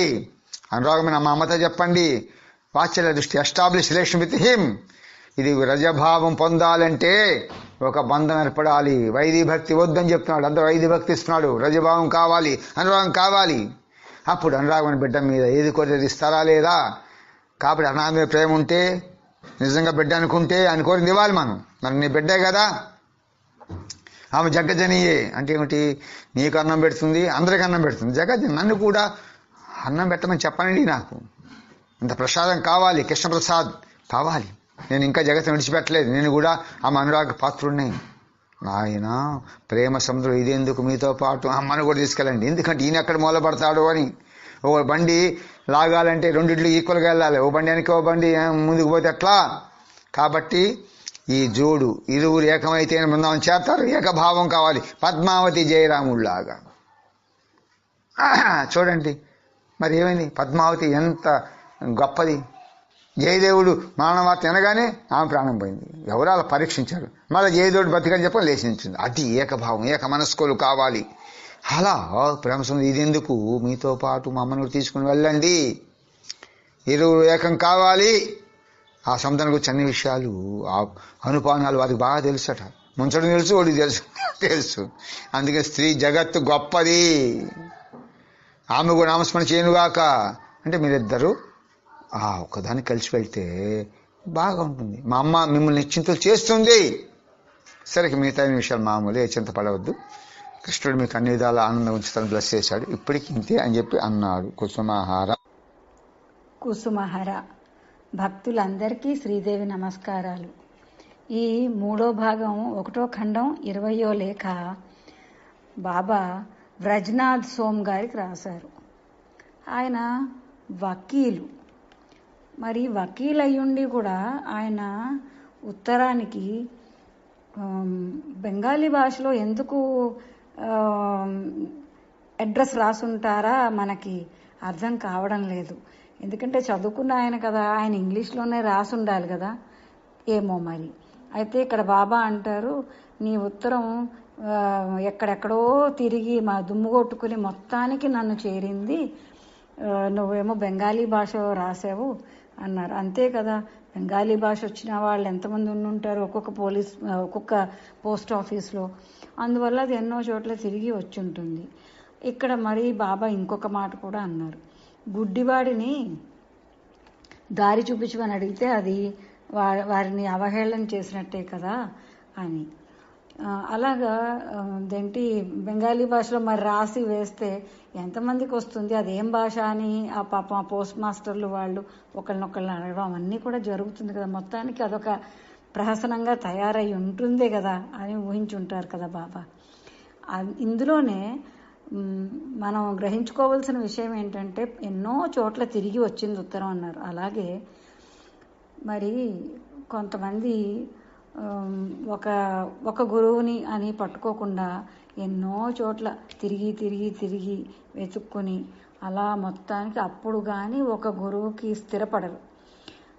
కొంతమంది ఒక చోట స్థిరపడినా మళ్ళీ మరొక బాబాలని లేకపోతే మరో అమ్మవారు మరో దేవుడు అలా మారుతూ ఉంటారు. ఇదివరలో కూడా ఎన్నోసార్లు బాబా కూడా చెప్తారు, మనం కూడా చెప్పుకున్నాం. బాబా చెప్పిన మాటగా ఏంటంటే ఒక పతివ్రతలుగా ఉండాలి భక్తులు, అంటే పతివ్రతల్లాగా ఉండాలి.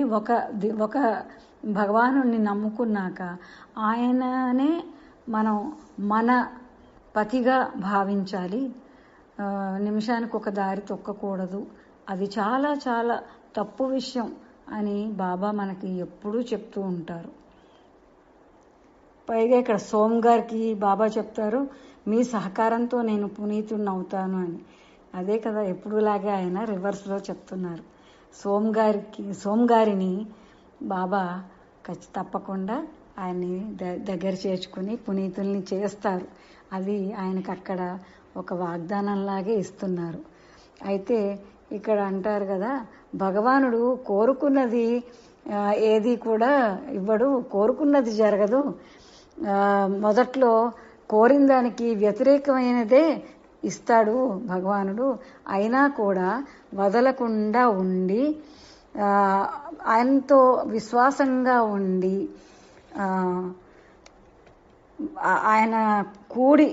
ఆయన్ని కూడి ఉంటే ఇక ఆయన దాసాందాసుడైపోతాడు అని చెప్తున్నాడు. మరి ఆయన అప్పుడిక మనల్ని వదలమన్నా వదలడు భగవానుడు. ముఖ్యమైనది విశ్వాసం కదా, భక్తి విశ్వాసం. ఈ రెండు కళ్ళ లాంటివి కదా ఒక భక్తుడికి. భక్తుడైన వాడికి పట్టుదల విశ్వాసం ఉండి అన్ని విధాల మెళకువగా ఉంటేనే భగవానుడిని పొందగలడు అని చెప్తున్నారు బాబా. మొదట్లో ఆయన ఎత్తులు పన్ని భక్తులను విముఖుల్ని చేసేందుకు కూడా ప్రయత్నిస్తాడు అని చెప్తున్నారు.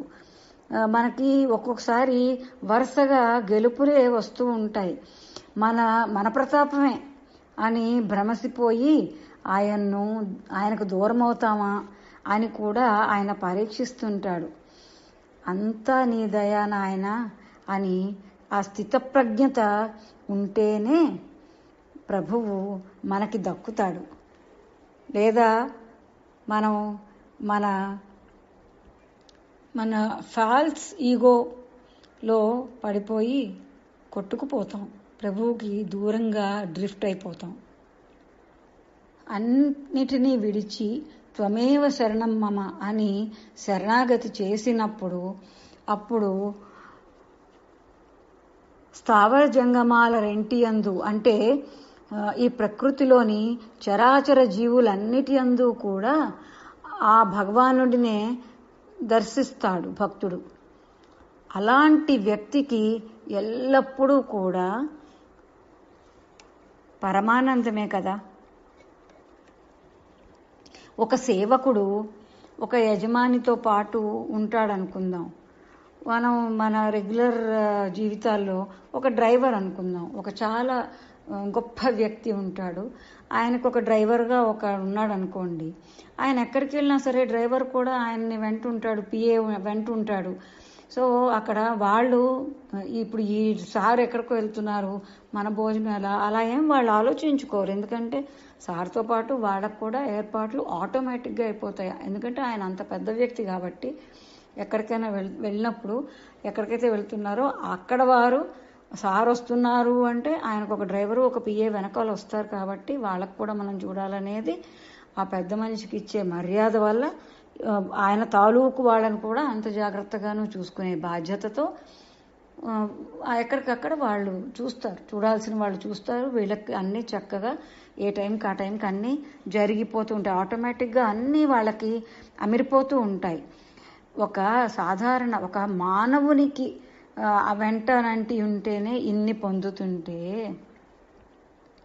మనం భగవానుని అండన ఉంటున్నాము. భగవానుడే నాకు అండ, ఆయన వెంటనంటి ఉంటున్నాను. నేను ముందు లేఖలో కూడా చెప్పుకున్నాం, మనం మనసులో నామం చేసుకుంటూ ఉన్నంతసేపు నామం నామి ఏకమే. కాబట్టి నామం చేసుకుంటూ ఉన్నంతసేపు ఆ నామి ఆ భగవానుడు కూడా మనతో పాటే ఉంటాడు. అంటే ఆయనతో పాటే మనం ఉంటాం. ఆయనే భగవానుడే మనతో పాటు మనం ఆయనతో పాటు ఉన్నప్పుడు ఇక ఆ సాధకుడు ఎంత నిశ్చింతగా ఉండొచ్చు కదా, నిశ్చింతగా కాలం గడపచ్చు. హృదయంలో సందేహాలు ఉన్న వారికి మాత్రం అలాంటి ఆనందం ఎక్కడి నుంచి వస్తుంది అని ప్రశ్నిస్తున్నారు బాబా. అది ఒక ఎగ్జాంపుల్ చెప్పుకోవాలనుకుంటే తాటాకులతో అల్లిన బుట్టలో నీరు మోసుకుని వచ్చినట్టు ఉంటుంది. నీరు నింపినట్లే అనిపిస్తుంది, దారిలోనే ఆ నీళ్ళంతా కారిపోయి ఖాళీ అయిపోతాయి కూడా. కూడబెట్టిన నామధనం అవిశ్వాసం అనే ఖాళీల్లోంచి కారిపోతుందన్నమాట. త్రికరణ శుద్ధిగా చెయ్యాలి. ఏం చేసినా సరే త్రికరణ శుద్ధి ముఖ్యం. మనసు మాట చేత అన్నీ కూడా ఆ భగవానుడి ఎడల పూర్తిగా మనం ఆయనకి అంకితం చేసి ఉండాలి. పూర్తి మానసిక శుద్ధితో. ప్రభువు ఎప్పుడు ఏం చేస్తాడు మనకి అంటే మనకి చేసే మంచి చెడ్డలు లేదా వేరే వాళ్ళకి ఆయన చేసే మంచి చెడ్డలు అవన్నీ మనకు అనవసరం. ప్రభువు ఆయన మాస్టర్ ప్లానర్. ఆయన ఎప్పుడు ఏం చేస్తాడో ఎందుకు చేస్తాడో అది ఆయనకే ఎరుక. అలాంటి విషయాలు మనం వేరే వాళ్ళతో చర్చించడం, వాటి మీద కమెంట్స్ చేయడం, అవన్నీ భక్తులైన వారు చెయ్యరాదు. మనం మన కర్మానికి అమితమైన అజ్ఞానం వలన అక్కర్లేని పనులన్నీ మన నెత్తిన వేసుకుంటూ ఉంటాం. ఎంతసేపు అసలైన కర్తవ్యాన్ని విస్మరిస్తాం. ఇక్కడికి ఎందుకు వచ్చాం? ఈ భూమి మీదకి కేవలం నామస్మరణ చేసుకోవడానికి, ఆ ప్రభు భక్తి చేసుకోవడానికే వచ్చామనేది విస్మరించి ఏం తినాలి, ఏం కట్టుకోవాలి, ఏం షాపింగ్ చేయాలి, గొప్పగా కనిపించాలి, ఎలా గొప్పగా కనిపించాలి, పక్కవాడి కన్నా మనం గొప్పగా కనిపించాలి, ఇలాంటి వ్యర్థపు ఆలోచనలు ఎంతసేపు వస్తూ ఉంటాయి. అలాంటి వాటితో టైం వేస్ట్ చేసుకుంటూ అసలు మనం ఈ జగత్తులోకి వచ్చిన పనిని నిర్లక్ష్యం చేసేస్తూ ఉంటాం. నామం చేయటమే ఏకైక కర్తవ్యం అని చెప్తున్నారు బాబా. మరీ మరీ మనకి ఫలాఫలములను బేరీజు వేసుకోవటం, నామం చేస్తే ఏమొస్తుంది అనే ప్రశ్నలు అవన్నీ అనవసరం. అన్ని ఆలోచనలు విడిచి నిశ్చింతగా, నిర్వికారంగా, నిర్విరామంగా జనన మరణాలయందు ప్రభు నామమునే తలచగలిగి ఉండాలి. నామం చేయగా చేయగా ప్రభువు దగ్గరవుతాడు. మనకు తెలియకుండానే ఆయన కాస్త కాస్త దగ్గర అవుతూ ఉంటాడు. అయితే అలాంటి దశలోనే అనుమానంతో, అవిశ్వాసంతో, పట్టు సడలిపోయి, పట్టుదల కుంటుపడి నామస్మరణను అలక్ష్యం చేశామో దగ్గరగా వస్తూ ఉన్న ప్రభువు తిరిగి వెనక్కి వెళ్ళిపోతాడు. మనం వెన్న చిలుకుతాం. వెన్న చిలుకుతున్నప్పుడు ఒక్కొక్కసారి త్వరగా వెన్న పడదు, వెన్న తేలదు. చాలా అది మనకి పేషెన్స్ టెస్టే అనుకోండి. మన ఓర్పుకి సహనానికి పరీక్షలాగా ఉంటుంది. ఒక్కొక్కసారి చిలికి చిలికి ఎంతకి వెన్న తేలట్లేదు అనిపించి, అప్పుడు ఆ టైంలో కానీ వదిలేసామా, పక్కన పెడదాం, తర్వాత చూద్దాంలే అనుకున్నాం అనుకో, ఇక అది అటు ఇటు కాదు, ఇంకా ఈ ముందు నుంచి చేసిన పరిశ్రమ అంతా కూడా వేస్ట్ అయిపోతుంది. అది ఇంకో కథ. అలా కాకుండా అలాంటప్పుడే కాస్త చిక్కబట్టుకొని పళ్ళ బిగున మరి ఇంకొంచెం ఓర్పు వహించామనుకోండి, చక్కగా వెన్న తేలుతుంది. వెన్న లాంటి హృదయాలనే కదా ప్రభు ఎప్పుడూ కూడా ఆశించాడు. ఏదో విధంగా ఎలాగోలా మన పనులు మనం చేసుకుంటూనే కూడా నామం చేస్తుంటే ఆ నామియే ఆ నామాన్ని ఎలా మలుచుకోవాలో అది ఆయనే చూసుకుంటాడు అని చెప్తున్నారు. ఇది కూడా బాబా ఆయన మాటల్లోనే ఇచ్చిన ఎగ్జాంపుల్స్ కూడా ఉన్నాయి కదా. నీళ్లు తోడిపోయడమే మీ వంతు, అవి చెట్లకు ఎలా పాదులకు పెట్టాలో అది భగవానుడే చూసుకుంటాడు అని బాబాయే చెప్పారు కదా. మంత్రము, యజ్ఞము, తపస్సు ఏ రకమైన సాధనల కన్నా కూడా నామస్మరణయే ఎంతో మిన్నయైనది. ఈ కలి కాలంలో మనకి ఆ నామ జపాన్ని మనకు బాబా మన పాలిటి కల్పవృక్షమై మన బాబా మనకి ఈ నామజపాన్ని అందించారు. అయితే ఇక్కడ ఇంకొక మాట అంటున్నారు ఏంటంటే, అజప విధానంలో నామం చెయ్యగలుగుతున్నామా లేదా అనే ఆలోచన కూడా అనవసరం మీకు అని చెప్తున్నారు. నామధనం కూడబెట్టుకుంటూ వెళ్ళటమే అంతే. సుఖదుఖాల తరంగాలకి చెదిరిపోయి నామం వదలరాదు. విశ్వాసంతో నామం చేసుకుంటూ, పనిపాటలు చేసుకుంటూ కూడా నామం చేసుకుంటూ వెళ్తే రాధారాణి అంటే మన కుసుమమ్మ తల్లి మనల్ని తప్పకుండా కరుణిస్తుంది అని చెప్తున్నారు బాబా. సునందక్కయ్య ఒక పాట పాడేవారు ఎప్పుడు కూడా. నామస్మరణ ధనమే నీ ధనము, నిజమిది నమ్ముము జీవా జీవా. నేను సరైన ట్యూన్లో కూడా పాడలేకపోయాను, కానీ ఆ వర్డ్స్ గుర్తొచ్చి మీకు కూడా మీతో పంచుకోవాలనిపించింది. ఇక్కడ బాబా అంటారు తాను నితాంత దరిద్రుడని అని చెప్తున్నారు. అంటే మనకి నామధనం లేని దరిద్రులం మనం అని మనల్ని చెప్తున్నట్టే. మనం అందువల్ల త్వరగా నామధనాన్ని కూడేసుకోవాలి మనం. అందులో మళ్ళా చెప్తున్నారు ఏంటంటే దంపతులు ఇరువురు కూడా నామస్మరణ ఇద్దరు కలిసి ఒకరికొకరు సహకరించుకుంటూ సాధన చేయడం మంచిదని ఎప్పుడు లాగే మళ్ళీ చెప్తున్నారు బాబా. అలాగే ప్రభువు సంకల్పం ఉంటే మిమ్మల్ని కలుస్తాను అని చెప్తున్నారు. కుసుమహర మమ్మల్ని దరిచేర్చుకో ప్రభు.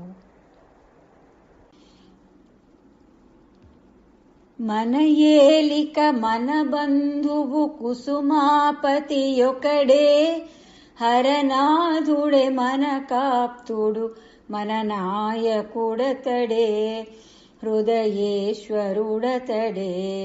మన ఏలిక మన బంధువు కుసుమాపతి ఒకడే, హరనాథుడే మన కాప్తుడు మన నాయకుడతడే, హృదయేశ్వరుడతడే. ఈ అవనిని గల సమస్త నరలోకములోన, స్వర్లోకములో సర్వసురానీకములోన, ఈ అవనిని గల సమస్త నరలోకములోన, స్వర్లోకములో సర్వసురానీకములోన, సచరాచర జీవాంచిత బ్రహ్మాండములోన, సచరాచర జీవాంచిత బ్రహ్మాండములోన, హరనాథుడే మన కాప్తుడు మన నాయకుడతడే, హృదయేశ్వరుడతడే. మన ఏలిక మన బంధువు కుసుమాపతి ఒకడే, హరనాథుడే మన కాప్తుడు మన నాయకుడతడే, హృదయేశ్వరుడతడే. ఆనందమహర్నవమున నోలాడెడు వేళ, విపదంబుది వీచికలలో అల్లాడెడు వేళ, ఆనందమహర్నవమున ఓలాడెడు వేళ, విపదంబుది వీచికలలో అల్లాడెడు వేళ, అంత్యమున ఇహలోకము విడనాడెడు వేళ, అంత్యమున ఇహలోకము విడనాడెడు వేళ, హరనాథుడే మన కాప్తుడు మన నాయకుడతడే, హృదయేశ్వరుడతడే. మన ఏలిక మన బంధువు కుసుమాపతి ఒకడే, హరనాథుడే మన కాప్తుడు మన నాయకుడతడే, హృదయేశ్వరుడతడే. ఒడలెరుగక కడు హాయిగ నిదురించెడు వేళ, కరణీయము కొరకై మదినూహించెడు వేళ, ఒడలెరుగక కడు హాయిగ నిదురించెడు వేళ, కరణీయము కొరకై మదినూహించెడు వేళ, ఫలితమునకై నెమ్మది తపించెడు వేళ, ఫలితమునకై నెమ్మది తపించెడు వేళ, హరనాథుడే మన కాప్తుడు మన నాయకుడతడే హృదయేశ్వరుడతడే మన ఏలిక మన బంధువు కుసుమాపతి యొక్కడే హరనాథుడే మన కాప్తుడు మన నాయకుడతడే హృదయేశ్వరుడతడే మన నాయకుడతడే హృదయేశ్వరుడతడే జయ హరనాథ జయ జయ కుసుమా కుమారి జయ జయ హరనాథ జయ జయ కుసుమా కుమారి జయ జయ హరనాథ జయ కుసుమా కుమారి జయ జయ హరనాథ జయ కుసుమా కుమారి జయ జయ హరనాథ జయ కుసుమా కుమారి జయ జయ హరనాథ జయ కుసుమా కుమారి జయ జయ హరనాథ జయ కుసుమా కుమారి జయ జయ హరనాథ జయ కుసుమా కుమారి జయ. జై కుసుమహర. ఆత్మేశుడైన కుసుమేశునకు ప్రణమిల్లుతూ పత్రావళి గోష్ఠి సభ్యులందరికీ నమస్కరిస్తూ నేను రాధారాణి కాకినాడ నుండి. నేను పాగల హర్నాథ్ 3వ భాగంలోని 20వ లేఖ గురించిన భావాలను మీ ముందుంచుతున్నాను. ఈ లేఖను శ్రీ హరనాథ మహాప్రభువు శ్రీ బ్రజనాథ సోమ్ గారికి వ్రాశారు. ఈ లేఖలో ముఖ్యంగా హరనాథ మహాప్రభు 2 విషయాల గురించి చెప్పారు అని అనిపిస్తోంది. ఒకటి, కృష్ణుడు ఎలా మన వశం అవుతాడు, మనం ఎలా కృష్ణుని మన వశం చేసుకోవాలి. రెండవది, నామాన్ని ఎలా అంటిపెట్టుకుని ఉండాలి, చెల్లించకుండా ఎలా అంటిపెట్టుకుని ఉండాలి అనే విషయాల గురించి ప్రముఖంగా చెప్పినట్లుగా అనిపిస్తోంది. నా భావన అది. అయితే ఠాకూర్ అంటున్నారు, కృష్ణుని చాతుర్యం ఎలాంటిదో దానిలో మజా ఎలా ఉంటుందో చూడండి. మొట్టమొదట్లో కోరిన దానికి వ్యతిరేకమైనదే ఇస్తుంటాడు. అయినప్పటికీ మరవకుండా ఉంటే చాలు దయ చూపుతాడు. ఈ విషయాన్ని అవగాహన చేసుకుని ఒక భక్తుడు ఇలా అంటున్నాడు, దయతలచమంటూ నాపై ఆశలు పెట్టుకొనిన వానిని సర్వనాశనం చేస్తాను. అప్పటికి విడిచిపెట్టకుండా నాపైననే ఇంకా ఆశలు పెట్టుకున్న వారి దాసాను దాసుడునవుతాను అని అన్నాడు అని చెప్తున్నారు ఠాకూర్. అయితే ఇక్కడ ఒక చిన్న విషయం గుర్తుకొస్తోంది. అది వామన చరిత్ర. బలిని 3 అడుగుల నేలకు ఇమ్మనమని కోరి దానంగా తీసుకుని వామనుడు ఆయనని పాతాళానికి పంపించేశాడు కదా. అప్పుడు బ్రహ్మ శ్రీహరితో అంటారనమాట, స్వామి, నువ్వు సర్వాన్ని హరించి వేయగలవని తెలిసి కూడా తన రాజ్యమంతా ధారపోసిన బలికి ఈ శిక్ష ఏమిటి అని అడిగితే అప్పుడు శ్రీహరి అంటారు, ఎవ్వని కరుణింప నిశ్చయించి తిని వాని అఖిల విత్తంబు నేనపహరింతు అని చెప్తారు. ఎవ్వని పైన నేను కరుణ చూపదలిచానో వాని యొక్క సకల సంపదలను అపహరించదను అని నీకు తెలుసు కదా పద్మాసన అని అంటారనమాట. అయితే ఠాకూర్ అంటున్నారు, కృష్ణుణ్ణి ఆయన ఎన్నో చతురత్వం చూపిస్తాడు. ఆయన ప్రేమను పొందాలంటే ఎంతో చాతురి కావాలి, ఎన్నో ఎత్తులు వేయాలి, ఆయన మించిన ఎత్తుగడలనే పన్నాలి అని అంటున్నారు. అయితే ఇక్కడ హరి ఇంకొక మాట కూడా చెప్తారు. శ్రీహరి విత్త వయోరూప విద్యా బలైశ్వర్య కర్మ జన్మంబుల గర్వముడిగి ఏక విధమున విమలుడై ఎవ్వడుండు వాడు నా కూర్చి రక్షింపవలయువాడు స్తంభ లోభాభిమాన సంసార విభవమత్తుడై చెడనొల్లడు మత్పరుండు. అంటే కృష్ణ పరమాత్మ చాతుర్యాన్ని చూపుతూ మనకి ధన యవ్వన రూప విద్య బల ఐశ్వర్యాలను మనకి ప్రసాదిస్తాడు. ఆయన చాతుర్యంలో పడిపోయి మనం ఈ మాయాలోకి చిక్కుకుని పోయి మనం ఆ గర్వాహంకారాలు ఇవన్నీ కలిగి ఉన్నాయనే గర్వాన్ని అహంకారాన్ని పెంచుకుని ఆయనకి దూరం అయిపోతాం. అలా కాకుండా ఆయన్ని మించిన చతురత్వం అంటే ఇవన్నిటినీ వదిలించుకుని నిర్మలుడై ఎవరు ఉంటారో వారు నాచే రక్షించబడడానికి యోగ్యుడు అని శ్రీహరి చెప్తాడు. నాయందు మనస్సు లగ్నము చేసినవాడు అజ్ఞాన లోభ దురభిమాన సంసార వైభవమత్తుడై నశించడానికి ఇష్టపడడు. అలాంటి వానికి నేను నన్నే కోరుకుని కేవలం నన్ను మాత్రమే కోరుకున్న వాడికి నేను దాసానుదాసుడనవుతాను అని చెప్తారు.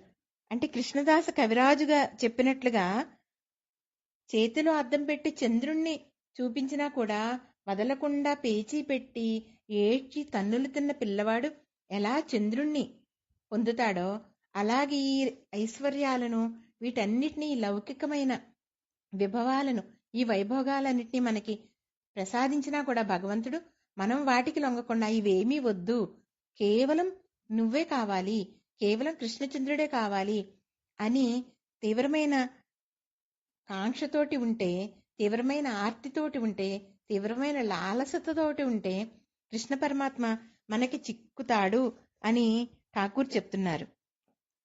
తర్వాత అంటున్నారు, నీటినడిగితే నిప్పునిస్తాడు, నిప్పునడిగితే నీటినిస్తాడు, అనేక సమస్యలను మనకి కలగజేస్తాడు అని చెప్తున్నారు.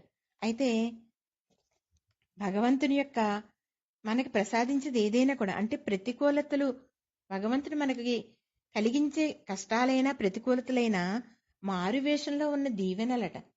ఎందుకంటే ఆహారాన్ని ఎవరు బాగా ఆస్వాదిస్తారు అంటే ఎంతో ఆకలి వేసిన వాళ్ళు తింటే ఆహారం యొక్క రుచి తెలుస్తుంది. అంతే అంటే మనం భగవంతుని పొందాలనే ఆకలి తృష్ణ చాలా అపరిమితంగా ఉంటేనే కదా భగవంతుని యొక్క ప్రేమని మనం ఆస్వాదించగలం, ఆయనని మనవాడుగా చేసుకోగలం, ఆయనకి మనం దగ్గర అవ్వగలం అని అనిపిస్తోంది. తర్వాత ఠాకూర్ అంటున్నారు, ఆట స్వభావాన్ని అవగాహన చేసుకున్నవారు మాత్రమే నిశ్చింతగా ఉంటారు, వారే పరమానంద భరితులై ఉంటారు అంటున్నారు. వారి విషయంలో సుఖ దుఃఖాలు బాధ ఉపశమనాలు మంచి చెడులు వీటి అస్తిత్వమే ఉండదు అని చెప్తున్నారు. నిజంగా ఎందరు భక్తులు సుఖ దుఃఖాలను సమానంగా తీసుకుని అసలు అదంతా ఆయన ప్రసాదమే అంటే అప్పుడు అసలు ఏదైనా సరే ఆయన ప్రసాదమే అయినప్పుడు ఆయన ఒకవేళ చేదు మంది ఇచ్చాడంటే మనలోని ఏదో ఒక భవరోగాన్ని తీసేయడానికి అని అనుకోగలుగుతారు కదా. తర్వాత ఒక మంచి విషయమే ఇచ్చాడంటే దాన్ని అందరితో పంచడానికి, ఆ మంచిని అందరికీ పంచడానికి, మనం ఉన్నతిని పొందడానికి. అంటే అక్కడ భగవంతుడు ఏది ఇచ్చినా ఇది ఒక ఆట అనుకున్నప్పుడు అక్కడ రాజవేషమైన ఆటలో భాగమే, ఒక కురూపి వేషమైనా కుష్ఠరోగి వేషమైనా ఏదైనా ఆటలో భాగమే. అప్పుడు ఇంకా ఆ ఆట గురించిన సందేహమైన ఏముంటుంది?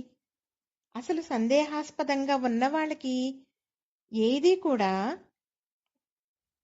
ఏ విధమైన ఆనందం కూడా ఉండదు.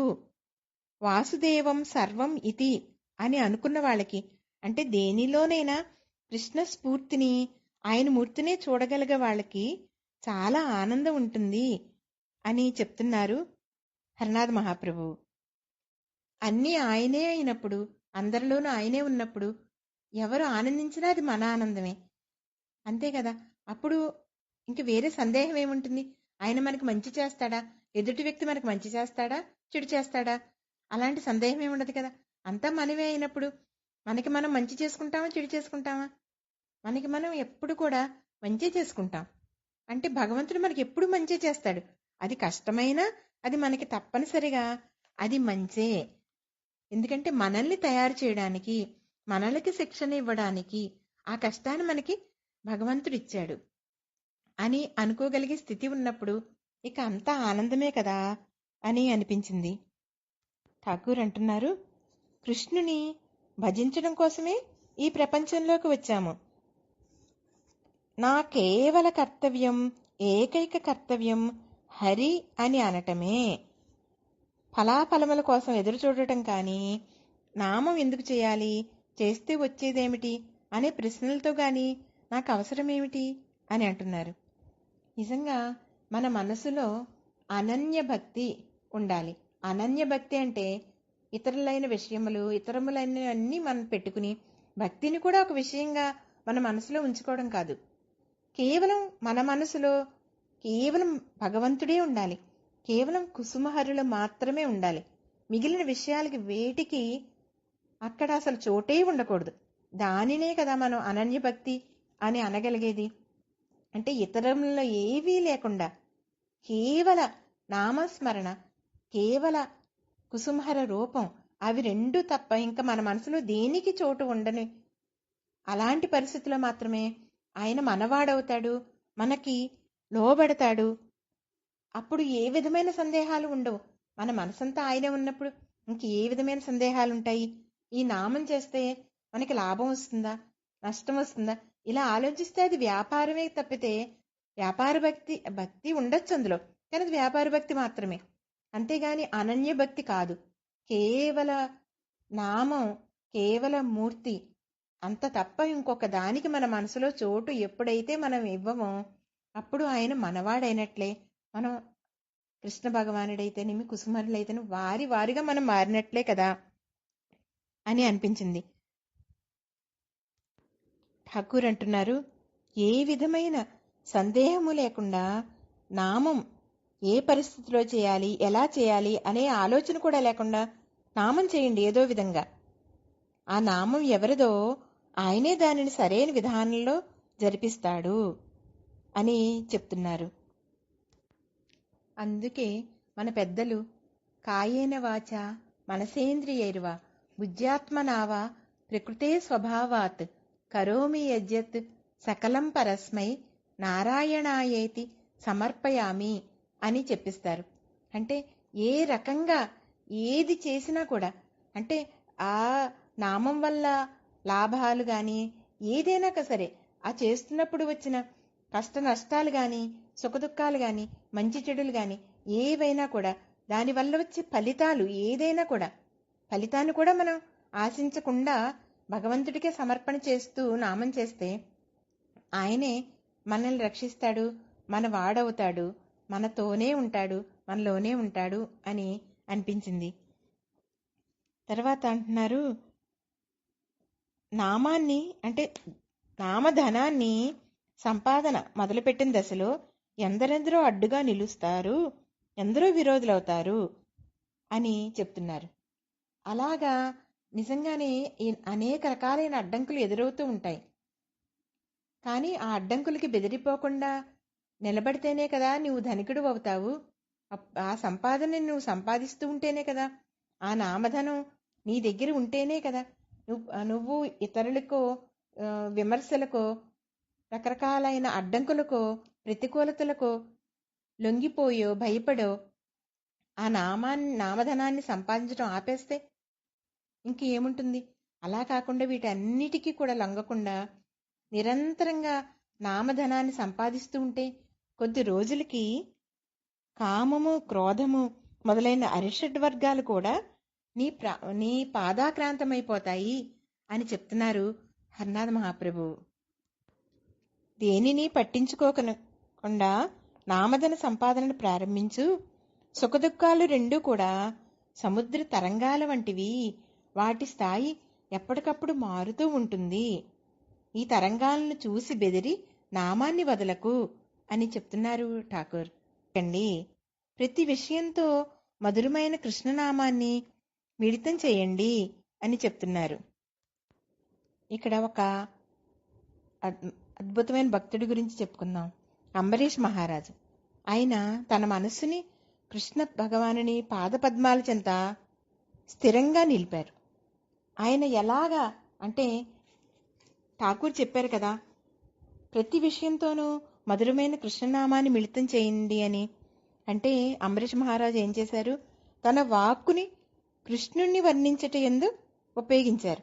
తన చేతులని కృష్ణ మందిరాలు శుభ్రపరచడానికి, తన చెవులని భగవానుని లీలా కథలను శ్రవణం చేయడానికి, తన కన్నులని ఆ దేవదేవుని సుందరమైన రూపాన్ని కాంచడానికి, తన దేహాన్ని భక్తుల పాదాలను స్పర్శించడానికి, తన నాసికని ఆ కృష్ణ పరమాత్మ యొక్క ఆ దేవదేవుని పాదపద్మముల చెంత అర్చించబడిన పువ్వుల యొక్క సుగంధాన్ని ఆస్వాదించడానికి, తన జిహ్వను భగవానుడికి అర్పణం గావించిన తులసీదళముల ప్రసాదాన్ని స్వీకరించడానికి, ఆ రుచి చూడడానికి, తన పాదాలను ఆ శ్రీహరి మందిరాలు ఎక్కడుంటే అక్కడికి తీర్థస్థలాలు ప్రయాణించడానికి, అలా తర్వాత తన శిరస్సుని ఆ ఆ కృష్ణ పరమాత్మ యొక్క పాదాలు మొక్కడం, పాదాలకి తన శిరస్సును ఆనించి మొక్కి ఆ నమస్కారం చేయడం. అయితే తన కోరికలన్నింటినీ కూడా సంపూర్ణంగా ప్రతినిత్యము జరిగే అన్నిట్లోనూ మిళితం చేసి సంపూర్ణంగా వినియోగించి ఆయన ఎంత గొప్ప భక్తుడిగా అలా యుగయుగాలకి నిలిచిపోయాడు. అలాగే ప్రతి విషయంతో మధురమైన కృష్ణనామాన్ని మిళితం చేస్తే రాధారాణి తప్పక దయతలుస్తుందంట.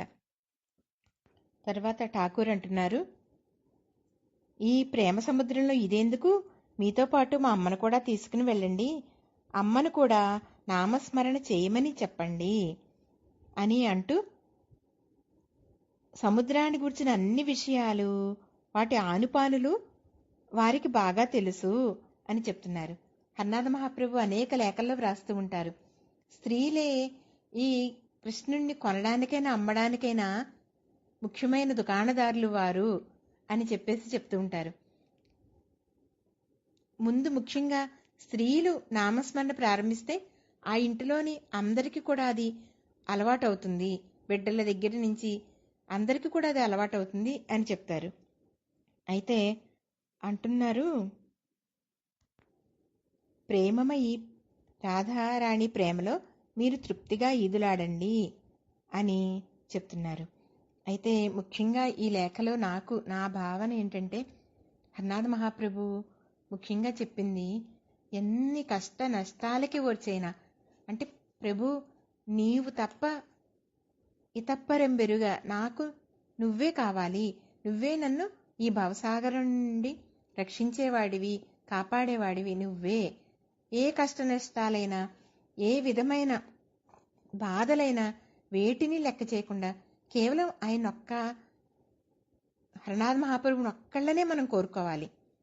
అంటే కుసుమహరులను తప్ప ఇంకా ఎంత కష్టమైనా సరే నీ పాదాలు వదలను, ఏమి చేసినా సరే, ఏమి జరిగినా సరే నీ పాదాలు మాత్రం వదలను అని అనుకుంటే ఆయన మనవాడు అవ్వడం ఖాయం. తర్వాత ఇంకోటి ఏం చెప్పారు, కృష్ణ నామాన్ని అంటే కుసుమహర నామాన్ని ఏ విధమైన సందేహాలు లేకుండా, అంటే ఎలా చేయాలి ఎలా చేయకూడదు ఇలాంటివే కాదు, దీనివల్ల ఏమిటి మనకి అన్న ఏ విధమైన సందేహాలు కానీ లాభనష్టాలు కానీ బేరీజు వేసుకోకుండా కేవలం నామం కోసమే, నామం అంటే ప్రభువుని మన మనసులో నిలుపుకుని నామాన్ని, ఆ రెండిటికి మాత్రమే మన మనసులో స్థానం, ఇంక వేటికి లేకుండా మనం అలా నామం చేయగలిగితే కూడా హర్నాథ మహాప్రభు మనవాడవుతాడు, కృష్ణ భగవానుడు మనవాడవుతాడు అని చెప్పినట్లుగా అనిపిస్తోంది. తర్వాత సందేహాలు, ఎటువంటి వెరపు లేకుండా, ఎటువంటి విమర్శలు, ఈ లౌకిక ప్రపంచంలో మన చుట్టూ ఉన్నవాళ్ళు చేసే ఏ రకమైన వాటికి తలవగ్గకుండా నామధనాన్ని సంపాదిస్తూనే ఉండమని, అలా సంపాదిస్తూ ఉంటే అరిషడ్వర్గాలు కూడా మనకు పాదాక్రాంతం అవుతాయని చాలా నొక్కి వక్కాణిస్తూ చెప్పారు ప్రభువు అనిపించింది. తర్వాత ప్రతి పనిలో కూడా మధురమైన కృష్ణనామాన్ని మిళితం చేయి, ఏ పని చేస్తున్నా కుసుమహరులను అందులో చూస్తూ ఆ పనిలో ఆ భావన పొందుతూ మనం చేస్తే అప్పుడు ఆ దయా సముద్రంలో, ఆ ప్రేమ సముద్రంలో మనం తృప్తిగా ఈదులాడగలం అని చెప్పారు అనిపించింది. ఆఖరుగా ఒక చిన్న విషయం, హర్నాథ్ మహాప్రభు కామేశ్వరి మా తండ్రి గారు శ్రీ నరసింహారావు నాయుడు గారు, ఆయన వాళ్ళ ఇంటికి తీసుకువెళ్తారు హర్నాథ్ మహాప్రభువుని. వారి అల్లుడు సత్యనారాయణరావు గారు హర్నాథ్ మహాప్రభువుని మొట్టమొదటిసారిగా వాళ్ళ ఇంటికి తీసుకువెళ్తారు. అప్పుడు కామేశ్వరి మాని చూడడానికి ప్రభువు వాళ్ళ ఇంటికి వెళ్ళినప్పుడు కారు దిగమని లోపలికి రమ్మని అడుగుతారు. అడిగితే అప్పుడు ప్రభు అంటారు నాయుడు గారితో, తండ్రి నీవు నన్ను కోరుకుంటున్నావా సంపదలు కోరుకుంటున్నావా అని అడుగుతారు. వెంటనే నాయుడు గారు నిన్నే కోరుతున్నాను అని అనగానే ప్రభువు కారు దిగి పరుగున ఇంటిలోనికి వెళ్ళి కామేశ్వరమ్మ దగ్గరికి వెళ్తారు. వెళ్ళి అంటారు, అమ్మా, నీవు బాధపడింది ఏదో అయిపోయింది. ఇక నుండి నీ సంతోషములో కష్టములో నేను ఎల్లప్పుడూ నీ వద్దనే ఉండి నిన్ను చూచుకుంటానని గుర్తుంచుకో అని హర్నాథ మహాప్రభు కామేశ్వరి మాతో చెప్తారు. అంత నిశ్చలమైన భక్తి కావాలి మనకి. అంత గొప్ప భక్తులు, అంత ఉన్నత స్థాయి భక్తుల యొక్క ఆశీర్వచనాలతోటి, అంత నిశ్చలమైన భక్తితోటి కుసుమహర పంచాక్షరిని జపిస్తూ మన జీవితాలను సార్థకం చేసుకుందాం. జై కుసుమహర. జై కుసుమహర, జై కుసుమహర, జై కుసుమహర. పత్రావళి గోష్ఠి సభ్యులందరికీ నా నమస్కారములు. ఈరోజు 3వ భాగంలో 20వ లేఖకు నా వివరణ. ఈ లేఖను ప్రభుహరనాథులు వ్రజనాథ్ సోమ్ వకీలు గారికి వ్రాసిన లేఖ. పరమ ప్రేమస్పదుడైన తండ్రి అని సంబోధిస్తున్నారు. ఎంతో ప్రేమతో ఆయన గౌరవిస్తూ ఏమంటున్నారంటే, బాబా, మీరు బెంగాలీ అడ్రస్కు రాసిన లేఖ తిరిగి తిరిగి చాలా రోజులకు నాకు అందినట్లుగా చెప్తూ తన్ను గుడ్రివానిగా చిత్రీకరించుకొని దారి చూపించమని అడగడం తనను వేళాకోళం చేసినట్టుగా ఉన్నది అంటున్నారు. ఈయన్ని ఏదో అడిగారు. దానికి ప్రభువు, బాబా, మీరు రాధారాణి దర్బారులో ఉన్నారు కదా, ఆమెకే విన్నవించండి, నా విన్నపం కూడా. ఎందుకంటే మీరు ప్లేడర్ కదా, రసికులు. నేనా పేదవాణ్ణి, ఫీజు ఇవ్వలేను. నా మీద ప్రేమతో నా కేసును చేపట్టండి. ఆ రాధారాణికి నా తరపున మాట్లాడండి. మీ అనురాగం ఆకర్షణలో మునిగి మీకు దూరంగా ఉండడం దుర్లభంగా ఉన్నది. మీ సహవాసంతో పవిత్రుడనై పరమ ఆనందాన్ని అనుభవించాలన్న తన కోరికను తెలియజేస్తున్నారు. నేను సోనాముకి చేరుకోవాలన్న నా కోరిక నెరవేరడం లేదు. తిరిగి కాశ్మీర్కు వెళ్ళాలని ఆ కృష్ణుని కోరిక. ఇప్పుడు ఆయన జమ్మూలో ఉన్నారు, సోనాంకి వెళ్ళిపోదాం అనుకున్నారు, కానీ మరలా శ్రీనగర్కి వెళ్ళాలని ఆర్డర్ వచ్చిందనమాట. సరే, ఈసారి మీరు శ్రీనగర్ అడ్రస్కే ఉత్తరం రాయండి. ఆ కృష్ణుడు గొప్ప చాతుర్యం కలవాడు. మనం ఏది కోరితే దానికి వ్యతిరేకమైనది మొదట్లో ఇస్తాడు. అయినా ఆయన్ని మరవకుండా మనం నామం చేస్తుంటే దయ చూపుతాడు. దీనిని గుర్తించుకొని నా ఒక భక్తుడు దయతలచమంటూ నాపై ఆశలు పెట్టుకుని వానిని సర్వనాశనం చేస్తాను. అప్పటికీ నన్ను మర్చిపోకుండా నాపైనే ఆశలు పెట్టుకున్న వారికి దాసానదాసుడవుతాను అని అన్నాడు. బాబా, ఆ కృష్ణుని చతురత నుండి తప్పించుకోవాలంటే అంతకు మించిన ఎత్తుగడలనే పన్నాలి. అది చాలా అవసరం. ఆ బలిచక్రవర్తి తన్ను తాను ఆత్మార్పణ గావించుకున్నాడు కాబట్టే ఆ వామనుడు ఆయన నెత్తి మీద తన పాదాన్ని పెట్టి పాతాళలోకానికి పంపించినా ఆయనకు కాపలాగా ఉండిపోయాడు కదా, అంటే దాసుడయ్యాడు కదా. అలాగే ప్రహ్లాదుని కోరిక మీద వారి వంశాన్ని రక్షించిన పుణ్యాత్ముడు ఆ హరియే కదా. దీనిని ఉద్దేశించే చండీదాసు ఆ కృష్ణుని ప్రేమించదలిస్తే ఆయన్ని పొందాలంటే ఎంతో చాకచక్యంతో ఎత్తుకు పై ఎత్తులు వేసి దక్షిణ దిశకు వెళ్ళాలంటే పశ్చిమానికి వెళుతున్నానని చెప్తూ తూర్పుకు ముఖం పెట్టి నిలబడాలట. ఆ విధంగా చెప్తూ ఉంటే ఎన్ని కష్టాలు పడితే కానీ ఆయన్ని మనం పొందలేము. ఏమిటి బాబా, కాదంటావా? అందుకే కృష్ణదాస కవిరాజు కావాలని ఏడుపు మానేనివాడు కృష్ణదాస్ కవిరాజు, ఈ నీ మాయా నాటకంలో స్థిరంగా ఉండగలిగేదెవరు? చేతిలో అద్దం పెట్టినా చంద్రుడే కావాలని ఏడ్పు మాననివాడు తన్నులు తింటాడు కదా. అంటే చెప్పిన మాట వినక మారాన్ చేస్తే తల్లి దండిస్తుంది కదా. అప్పటికీ ఏడుపు ఆపకపోతే చివరకు ఆ కృష్ణుడినే పొందగలుగుతాడు అని రాశాడు. కాబట్టి నాయనా, కృష్ణుణ్ణి కావాలని కోరుకున్నవారు ఎన్నో విధాల జాగ్రత్తగా ఉండకపోతే వారి కోరిక నెరవేరదు. మొదట్లో ప్రభువు తనను మర్చిపోవడానికి విముఖత చూపించేటట్లు ఎత్తులు వేస్తాడు. అది అంతా ఆట మాత్రమే. అలా చెయ్యకపోతే వినోదం, మజా ఉండదు. ఆట కేవలం ఆనందం కోసమే. ఆనందం లేకపోతే ఆట ఎందుకు? అస్తమానం పేకాట్లో జోకర్లు వస్తే ఆటలో గెలుపు ఉంటుంది, కానీ మజా ఉండదు.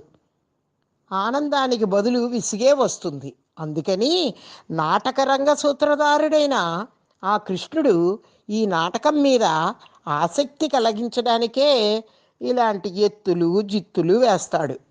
నీరడిగితే నిప్పిస్తాడు, నిప్పడిగితే నీరిస్తాడు. కొందరు ఏడుస్తుంటే మరి కొందరు నవ్వుతుంటే తన్ను తాను మురిసిపోతాడు. ఈ విషయాన్ని మనం గ్రహించలేక ఆ ప్రభువుని అపార్థం చేసుకొని దూరం అవుతాం. కానీ నిజమైన భక్తులు అంటే ఆ కేల యొక్క పరమార్థాన్ని మనస్సుతోనూ ఆత్మతోనూ అర్థం చేసుకున్న వారు మాత్రము నిశ్చింతగా ఉంటారు. వారికి ఏ విధమైన అనుమానాలు ఉండవు, పరమానందంగా ఉంటారు. వారికి సుఖదుఖాలు, లాభ నష్టాలు, కష్టసుఖాలు, మంచి చెడులు ఏ భావము ఉండదు. ఈ ప్రపంచంలోని ఏది వారికి అస్థిరంగా ఉండదు. అన్నీ సమాన దృష్టితో చూసే వారి దృష్టికి ఇవేమీ పట్టవు. త్వమేవ శరణం మమ అనే భావంలో ఉంటారు. సృష్టి అంతా ఆ కృష్ణమయంగానే ఉంటుంది వారికి. ఆ భక్తులకు ప్రతిదానిలో ఆ కృష్ణుణ్ణే చూడగలుగుతారు. శరణాగతి భావనలో ఉంటారు కాబట్టి ఆనందంతో తేలియాడతారు. నాయనా, ఎప్పుడు చూసినా యజమాని సేవలో మునిగి తేలేవానికి తన భోజనం, ఇల్లు, విశ్రాంతి మొదలగు అన్ని విషయాలలోనూ నిశ్చింతగా ఉంటాడు. ఎందుకంటే అన్నీ తన యజమానే చూసుకుంటున్నాడన్న భరోసాతో. అదేవిధంగా సాధకుడు ఎక్కడ ఉన్నా పరిపూర్ణమైన నిశ్చింతతో ఆ కృష్ణుని చింతలోనే ఆనందంగా విహరిస్తూ ఉంటాడు. అలా కాకుండా మనసులోనే అనుమానాలతో నోటితో పై మాటలు చెప్పేవారికి అలాంటి ఆనందం ఎందుకు ఉంటుంది? అంటే మనసులో ఒక మాట, పైన ఒక మాట మాట్లాడేవారికి ఆనందం ఉండదు. అలా కాకుండా మనస, వాచ, కర్మణ త్రికరణ శుద్ధిగా ఆ కృష్ణునితో మెలిగేవారికి నిజమైన సంతోషం కలుగుతుంది. అందుకే బాబా ఏ విధమైన విమర్శలు చేయకుండా మనం నిత్య కృష్ణదాసులం అన్న ఎరుకులో ఉంటూ ఈ భూమి మీదకి ఎందుకు వచ్చాము? ఆయన భజన చేయడానికే కదా వచ్చాము. అదే కదా నా కర్తవ్యం.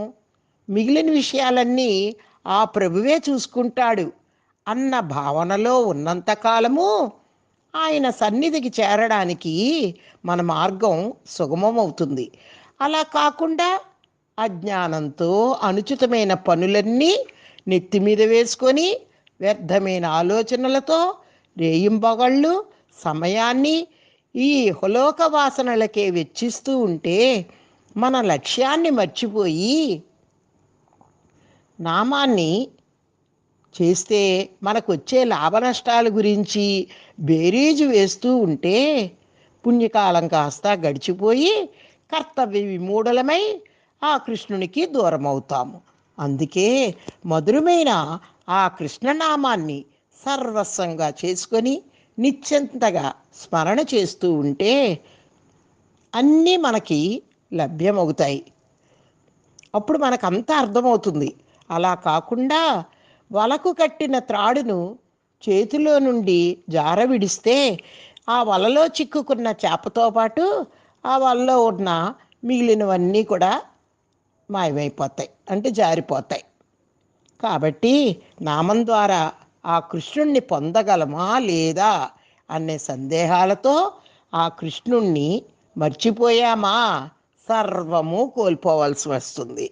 ఎలాగంటే జాలరి వల త్రాటిని వదిలేస్తే ఆ వల ఎరలో చిక్కుకున్న చేప తానే కాకుండా తనతో పాటుగా వలలో ఉన్న మిగిలిన వాటన్నిటితోనూ మాయమవుతుంది.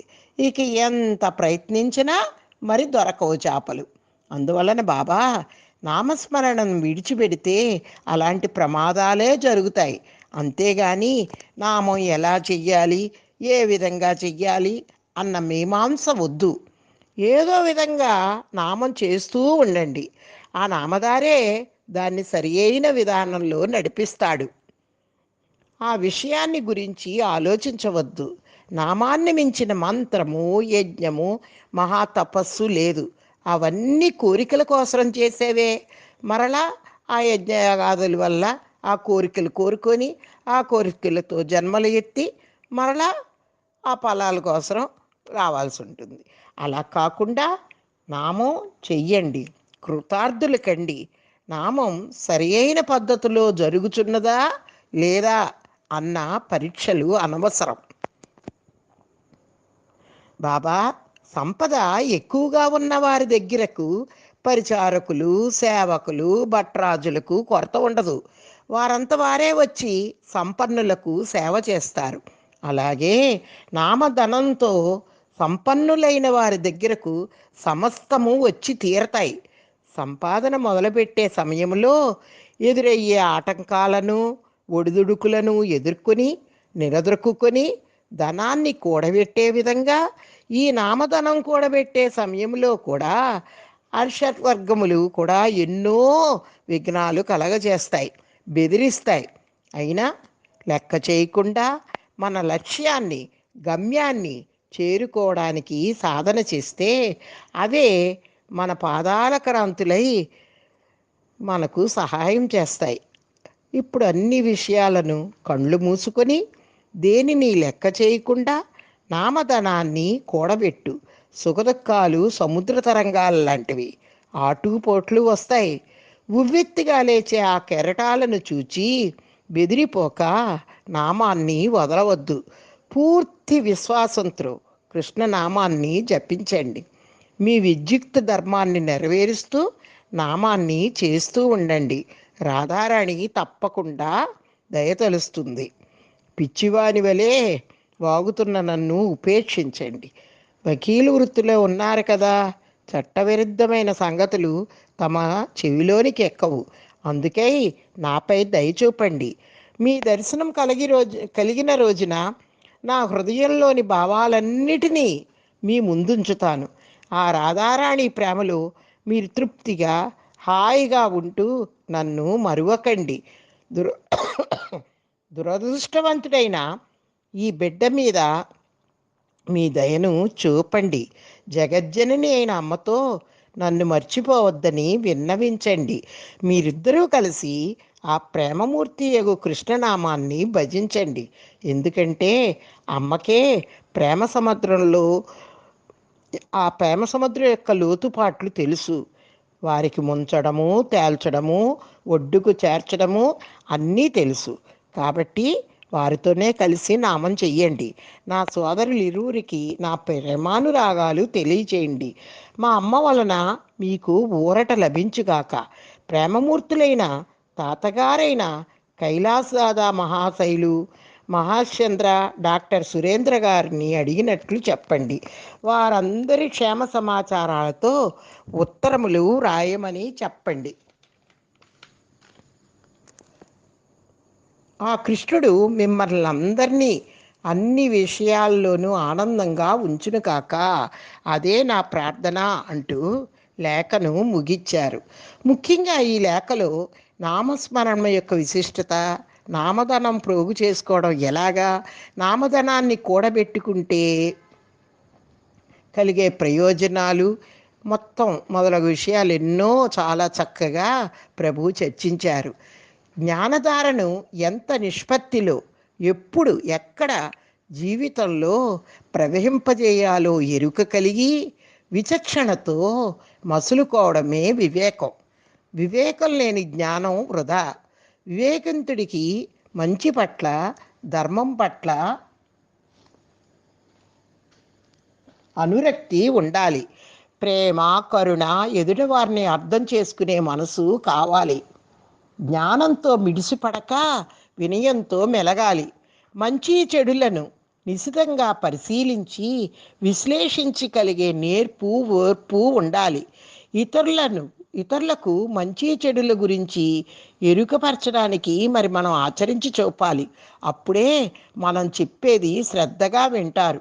మంచి ప్రవర్తన కోసం అంతర్దృష్టి ఎంతో అవసరం. దీపం ఆరిపోయి తిమిరం అలుము కొనకుండా చెయ్యి అడ్డం పెడితేనే ఆ వెలుగులో ఎంతైనా శోధించి సాధించవచ్చు. మనసుల్లో నెలకొన్న నైరాస్యం, వికల్పం తొలగినప్పుడు మానసం నిర్మలమవుతుంది. అందుకే ఈ స్తుతులు, భజనలు మనల్ని, మన మనస్సులను నిర్మలం చేసుకునేందుకే. మాలిన్యాలను మనసులో నుంచి తొలగిస్తూ దుష్టత్వాన్ని చెరిపి నిర్మలమైన మనస్సుతో నామస్మరణం చేస్తే మంచి ఫలితాన్ని ఇస్తుంది. ప్రభు సేవకులమై, ప్రభువుకు దాసులమై జీవించడానికి ఏ రకమైన జ్ఞానం, సాధన కావాలి? తండ్రి, నాయనా, నీ దాసులమై బ్రతికెడు బుద్ధి ప్రసాదింపగదోయి అని మన పూజ్యులు సీతారామయ్య నాన్నగారు కోరినట్టుగా కోరుకుందాం. అటువంటి బుద్ధిని ప్రసాదించమని ప్రార్థిద్దాం.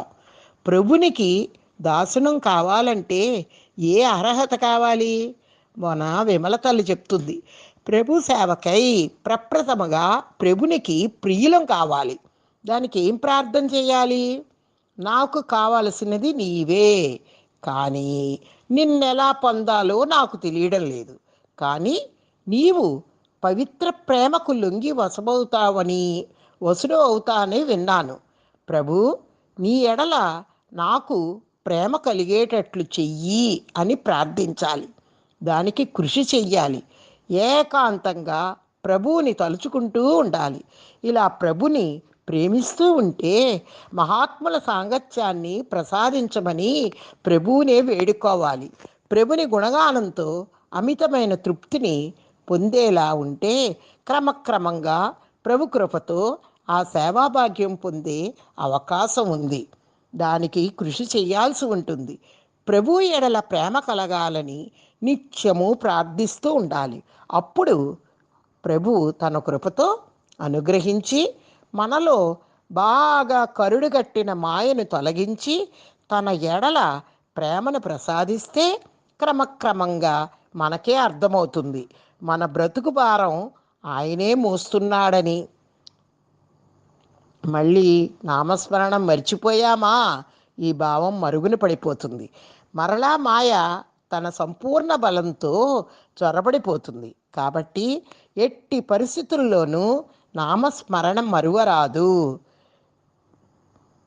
ఆ నామంలోనే మన భావలోకంలో ప్రభువుని దర్శింపజేసుకోవాలి. అలాగే ప్రభుని కృపతో సాధన జరుగుతూ ఉంటే ఆ నామమే మనలో ప్రభుని ఎడల ప్రేమను పుట్టిస్తుంది. ఆ ప్రేమకి ప్రభువు మన వసుడవుతాడు. ఆ జగత్ప్రభువే మన సర్వస్వం. మన భారమంతా ఆయనయే చూసుకుంటాడు. మనం ప్రభునికి ప్రియులమై ప్రభువు సేవాభాగ్యము పొంది ఆనందమయులమై జీవిద్దాం. అదే మనకు కావాలి. అదే మన కోరిక. నీ దాసులమై బ్రతికెడు బుద్ధి ప్రసాదింపగదోయి అని ప్రార్థిద్దాం, వేడుకుందాం, పాడుకుందాం. జై కుస్మార, జై కుస్మార, జై కుస్మర. శ్రీ కుస్మ హరనాథ పాద చరణములకు నమస్కరిస్తూ సరళారాణి, గుంటూరు.